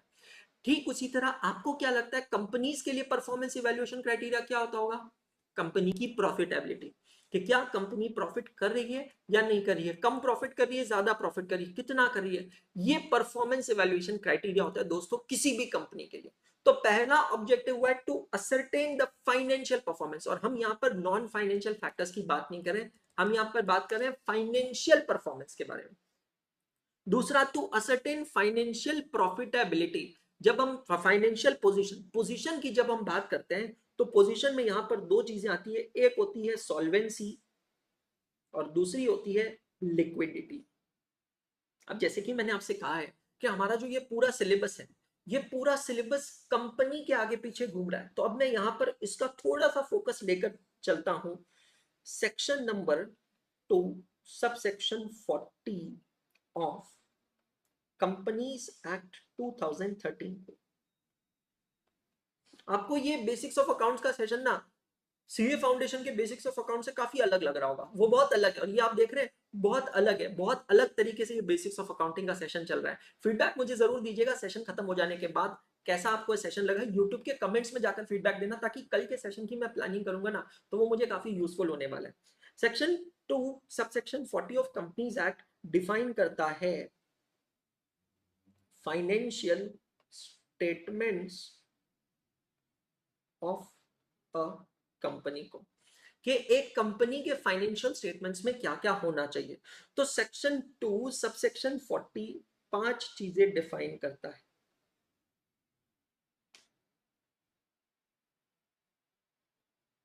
क्या है वो पांच चीजें? सबसे पहली, balance sheet. Every company is suppose to prepare a balance sheet. Section 2 subsection 40, 5 चीजें। पहली चीज क्या है? Balance sheet. बैलेंस शीट कंपनी की क्या बताती है? बैलेंस शीट से हमें पता चलता है कंपनी के सॉल्वेंसी के बारे में। जब मैं कहता हूं सॉल्वेंसी, सॉल्वेंसी का मतलब होता है कंपनी ने कितनी एसेट्स बनाई है और कंपनी के ऊपर कितनी लायबिलिटी है। दूसरा, ये हमें बताता है, सेकंड चीज बनानी है, statement of profit and loss. दोस्तों शेड्यूल 3 का जो फॉर्मेट बना है वो इंटरनेशनल स्टैंडर्ड्स पे बना है, तो अब यहाँ टी फॉर्मेट यूज नहीं करते, यहाँ स्टेटमेंट फॉर्मेट यूज करते हैं। There is no trading account prepared separately, we just prepared profit and loss statement. ये हमें क्या बताता है? ये बताता है कंपनी के प्रॉफिटेबिलिटी के बारे में। मतलब जो पांचों चीजें बनाते हैं ना, हर चीज का एक ऑब्जेक्टिव है जो मैं आपके आपके सामने लिख रहा हूं। बैलेंस शीट का ऑब्जेक्टिव है कंपनी की सॉल्वेंसी बताना, statement of profit and loss का ऑब्जेक्टिव क्या है? कंपनी की प्रॉफिटेबिलिटी बताना। तीसरा है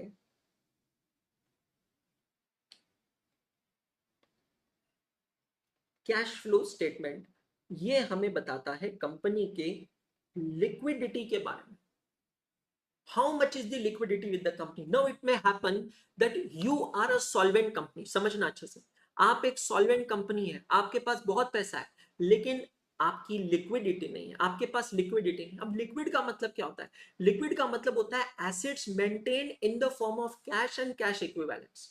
मतलब वो सारी एसेट्स जो आप अपने पास मेंटेन करते हैं in the form of cash and cash equivalents. मतलब काफी बार ये समझो मैं बहुत अमीर हूं, बहुत रईस हूं, मर्सिडीज में घूम रहा हूं, लेकिन जब मुझे जरूरत पड़ती है तब अगर मेरे पास देने के लिए पैसा नहीं है, देने के लिए कैश नहीं है, तो दोस्त वो मर्सिडीज किसी काम की है? वो किसी काम की नहीं। प्लीज अंडरस्टैंड, वो किसी काम की नहीं। I need to have a requisite amount of liquidity also with me, that is very very important। मैं ये नहीं कहूंगा कि बहुत ज्यादा लिक्विडिटी होनी चाहिए। मतलब ये दो स्टेटमेंट्स है, दोनों को अच्छे से समझना। ये दो स्टेटमेंट्स हैं, ये दोनों स्टेटमेंट्स को अच्छे से समझना। कंपनी के पास ज्यादा लिक्विड भी नहीं होना चाहिए और कंपनी के पास कम लिक्विड भी नहीं होना चाहिए। आप समझ रहे हो भाई? अगर मेरे पास ज्यादा पैसा है, ज्यादा लिक्विडिटी है, तो मेरा पैसा आइडल पड़ा रहेगा। पैसा आइडल पड़ा रहेगा तो I will lose the amount of interest that I can earn on that money, so I'm not making a good financial decision।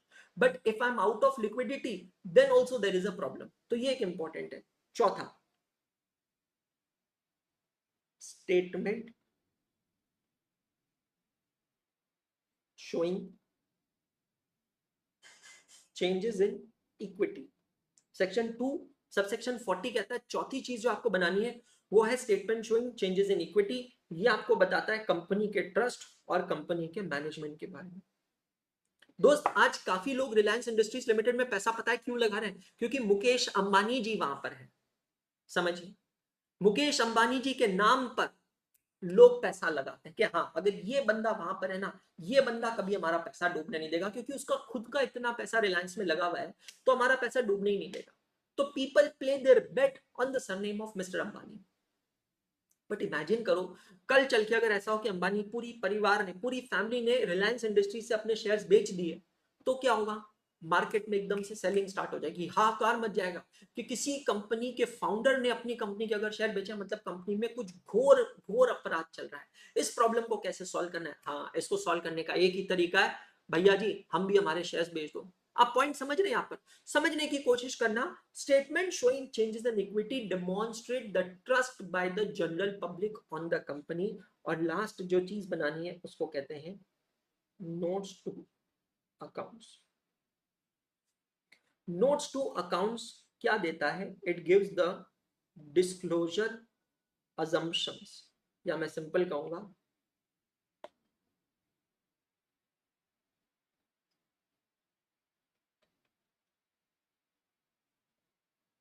assumptions and accounting policies. तो फाइनेंशियल स्टेटमेंट को बनाते समय मैंने क्या क्या अजम्पशंस किए हैं, क्या क्या अकाउंटिंग पॉलिसीज का इस्तेमाल किया है to prepare the financial statement, वो चीजें हमें कहां से पता चलती है? Notes to accounts. तो आप देखो कितना सिस्टमैटिक है और कितना अलग है। जो अभी तक हम ट्रेडिशनल कन्वेंशनल पढ़ते आते थे उससे ये कितना अलग है। जो हमने 11th 12th में या ये फाउंडेशन लेवल पर फाइनेंशियल स्टेटमेंट्स पढ़े थे, वो टॉपिक पढ़ा था जहां हम सिर्फ एडजस्टमेंट सीखते थे, ट्रेडिंग अकाउंट कैसे बनाना है, पीएनएल कैसे बनाना है, बैलेंस शीट कैसे बनाना है। ये सब उससे कितना अलग है सर।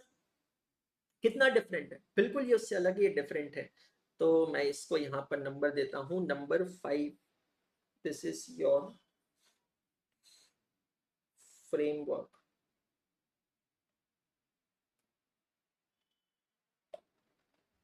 मुझे लगा कि जब मैं अपने एडवांस्ड अकाउंटिंग का कोर्स प्लान कर रहा हूँ ना, I must plan some sessions like this, और इसीलिए ये बेसिक्स ऑफ अकाउंटिंग के 6 से 7 घंटे मैंने यहाँ पर प्लान किए हैं।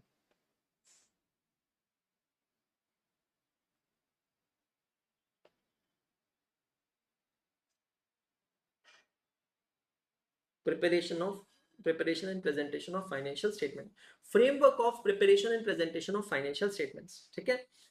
फिर लास्ट चीज यहां पर लिखेंगे,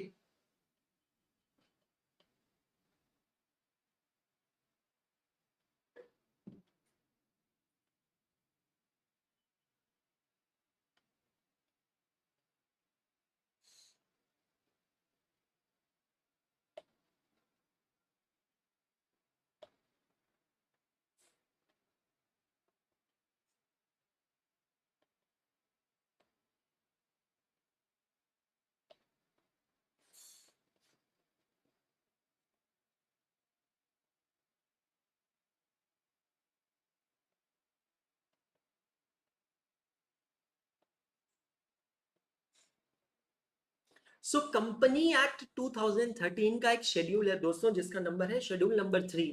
उसके दो पार्ट्स है। पार्ट 1 हमें बताएगा form and content of balance sheet, क्या काम है। Part 1 will explain us form and content of balance sheet, और पार्ट 2 जो है वो हमें बताएगा form and content of P&L account, मतलब क्या क्या कंटेंट होना चाहिए और उसको कैसे प्रेजेंट करना चाहिए। ये दोनों ये हम सीखने वाले हैं कहां पर, पार्ट 1 और पार्ट 2 ऑफ शेड्यूल 5 में। और ये पूरा हम लोग कहां पर कवर करने वाले हैं दोस्तों, चैप्टर नंबर 5 के अंदर, प्रिपरेशन ऑफ फाइनेंशियल स्टेटमेंट्स के अंदर। वहां पर हम ये पूरा अच्छे से कवर करने वाले हैं कि किस तरीके से हम लोग हमारे फाइनेंशियल स्टेटमेंट्स बनाते हैं। तो बेसिक्स ऑफ अकाउंटिंग की जर्नी को अगर मैं एक बार ओवरव्यू करूं आज, तो मैंने स्टार्ट किया था सबसे पहले एक सिलेबस का कंपैरिजन आपको दिया था। आई थिंक माइंड में आपके छप चुका है क्या क्या सिलेबस है, क्या क्या चैप्टर्स है, चैप्टर्स के नंबर क्या है, ये माइंड में छप जाना चाहिए, बहुत अच्छी बात है। अकाउंटिंग प्रोसेस को हमने देखा था, और अकाउंटिंग प्रोसेस को अभी मैं स्ट्रेच कर रहा हूँ। टाइप्स ऑफ एंटिटीज उसके बाद मैंने आपको एक्सप्लेन किया था, डिटेल एक्सप्लेनेशन दिया था। यूजर्स ऑफ फाइनेंशियल स्टेटमेंट में स्टेक होल्डर के ऊपर बहुत बढ़िया जोर मैंने आपको दिया था। Objectives of preparation of financial statement हमने देखे थे, वहां पर देखा था कि there are some non corporate entities, there are some corporate entities, there are some special entities जैसे कि ट्रस्ट, बैंकिंग कंपनी और इंश्योरेंस कंपनी, जिनके फाइनेंशियल स्टेटमेंट किसी अलग स्टैट्यूट, किसी अलग एक्ट के अंतर्गत बनते हैं। हमने देखे थे objectives of financial statement. Financial statement जो हम बनाते हैं उसके ऑब्जेक्टिव्स हैं दो, preparation of financial statements, financial performance and to ascertain financial position. हमने फ्रेमवर्क की बात की थी, section 2 subsection 40 of the companies act 2013, जहां पर कहा गया है कि हर कंपनी के फाइनेंशियल स्टेटमेंट में, वहां पर एक और वर्ड यूज किया जो मैं यहाँ यूज करना चाहूंगा, general purpose financial statement.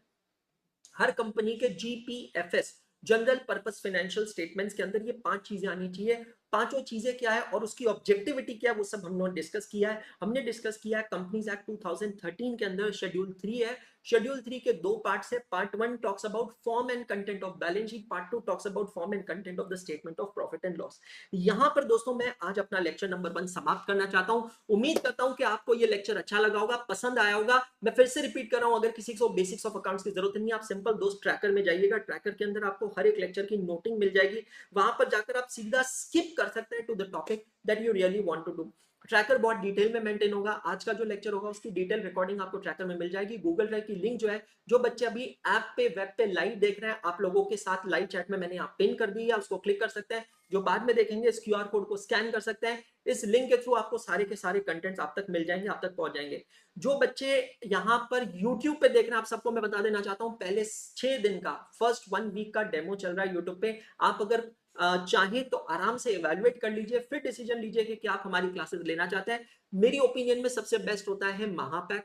Reason बहुत सिंपल है, क्योंकि उसमें आपको रेगुलर क्लासेस तो मिलती है, उसके साथ साथ आपको सारे एजुकेटर्स का एक्सेस मिलता है। मतलब जितने भी एजुकेटर्स एकाग्रता अड्डा के प्लेटफॉर्म पे, उनके एक्सेस मिलता है। आपको पिछले बैच के, रेगुलर बैच के रिकॉर्डिंग्स मिलते हैं, फास्ट ट्रैक मिलता है, हार्ड कॉपीज ऑफ बुक मिलता है, डेडिकेटेड मेंटर्स आपको मिलता है। मतलब बहुत सारी चीजें आपको मिलती है, जिससे आप ना सिर्फ पास हो सकते हैं बल्कि रिजल्ट ला सकते हैं। अगर आपको आज का सेशन अच्छा लगा है दोस्तों, यूट्यूब पे जाकर जो इसका डेमो वीडियो चल रहा है उसमें कमेंट सेक्शन में जरूर कमेंट कर बताइएगा सेशन कैसा लगा।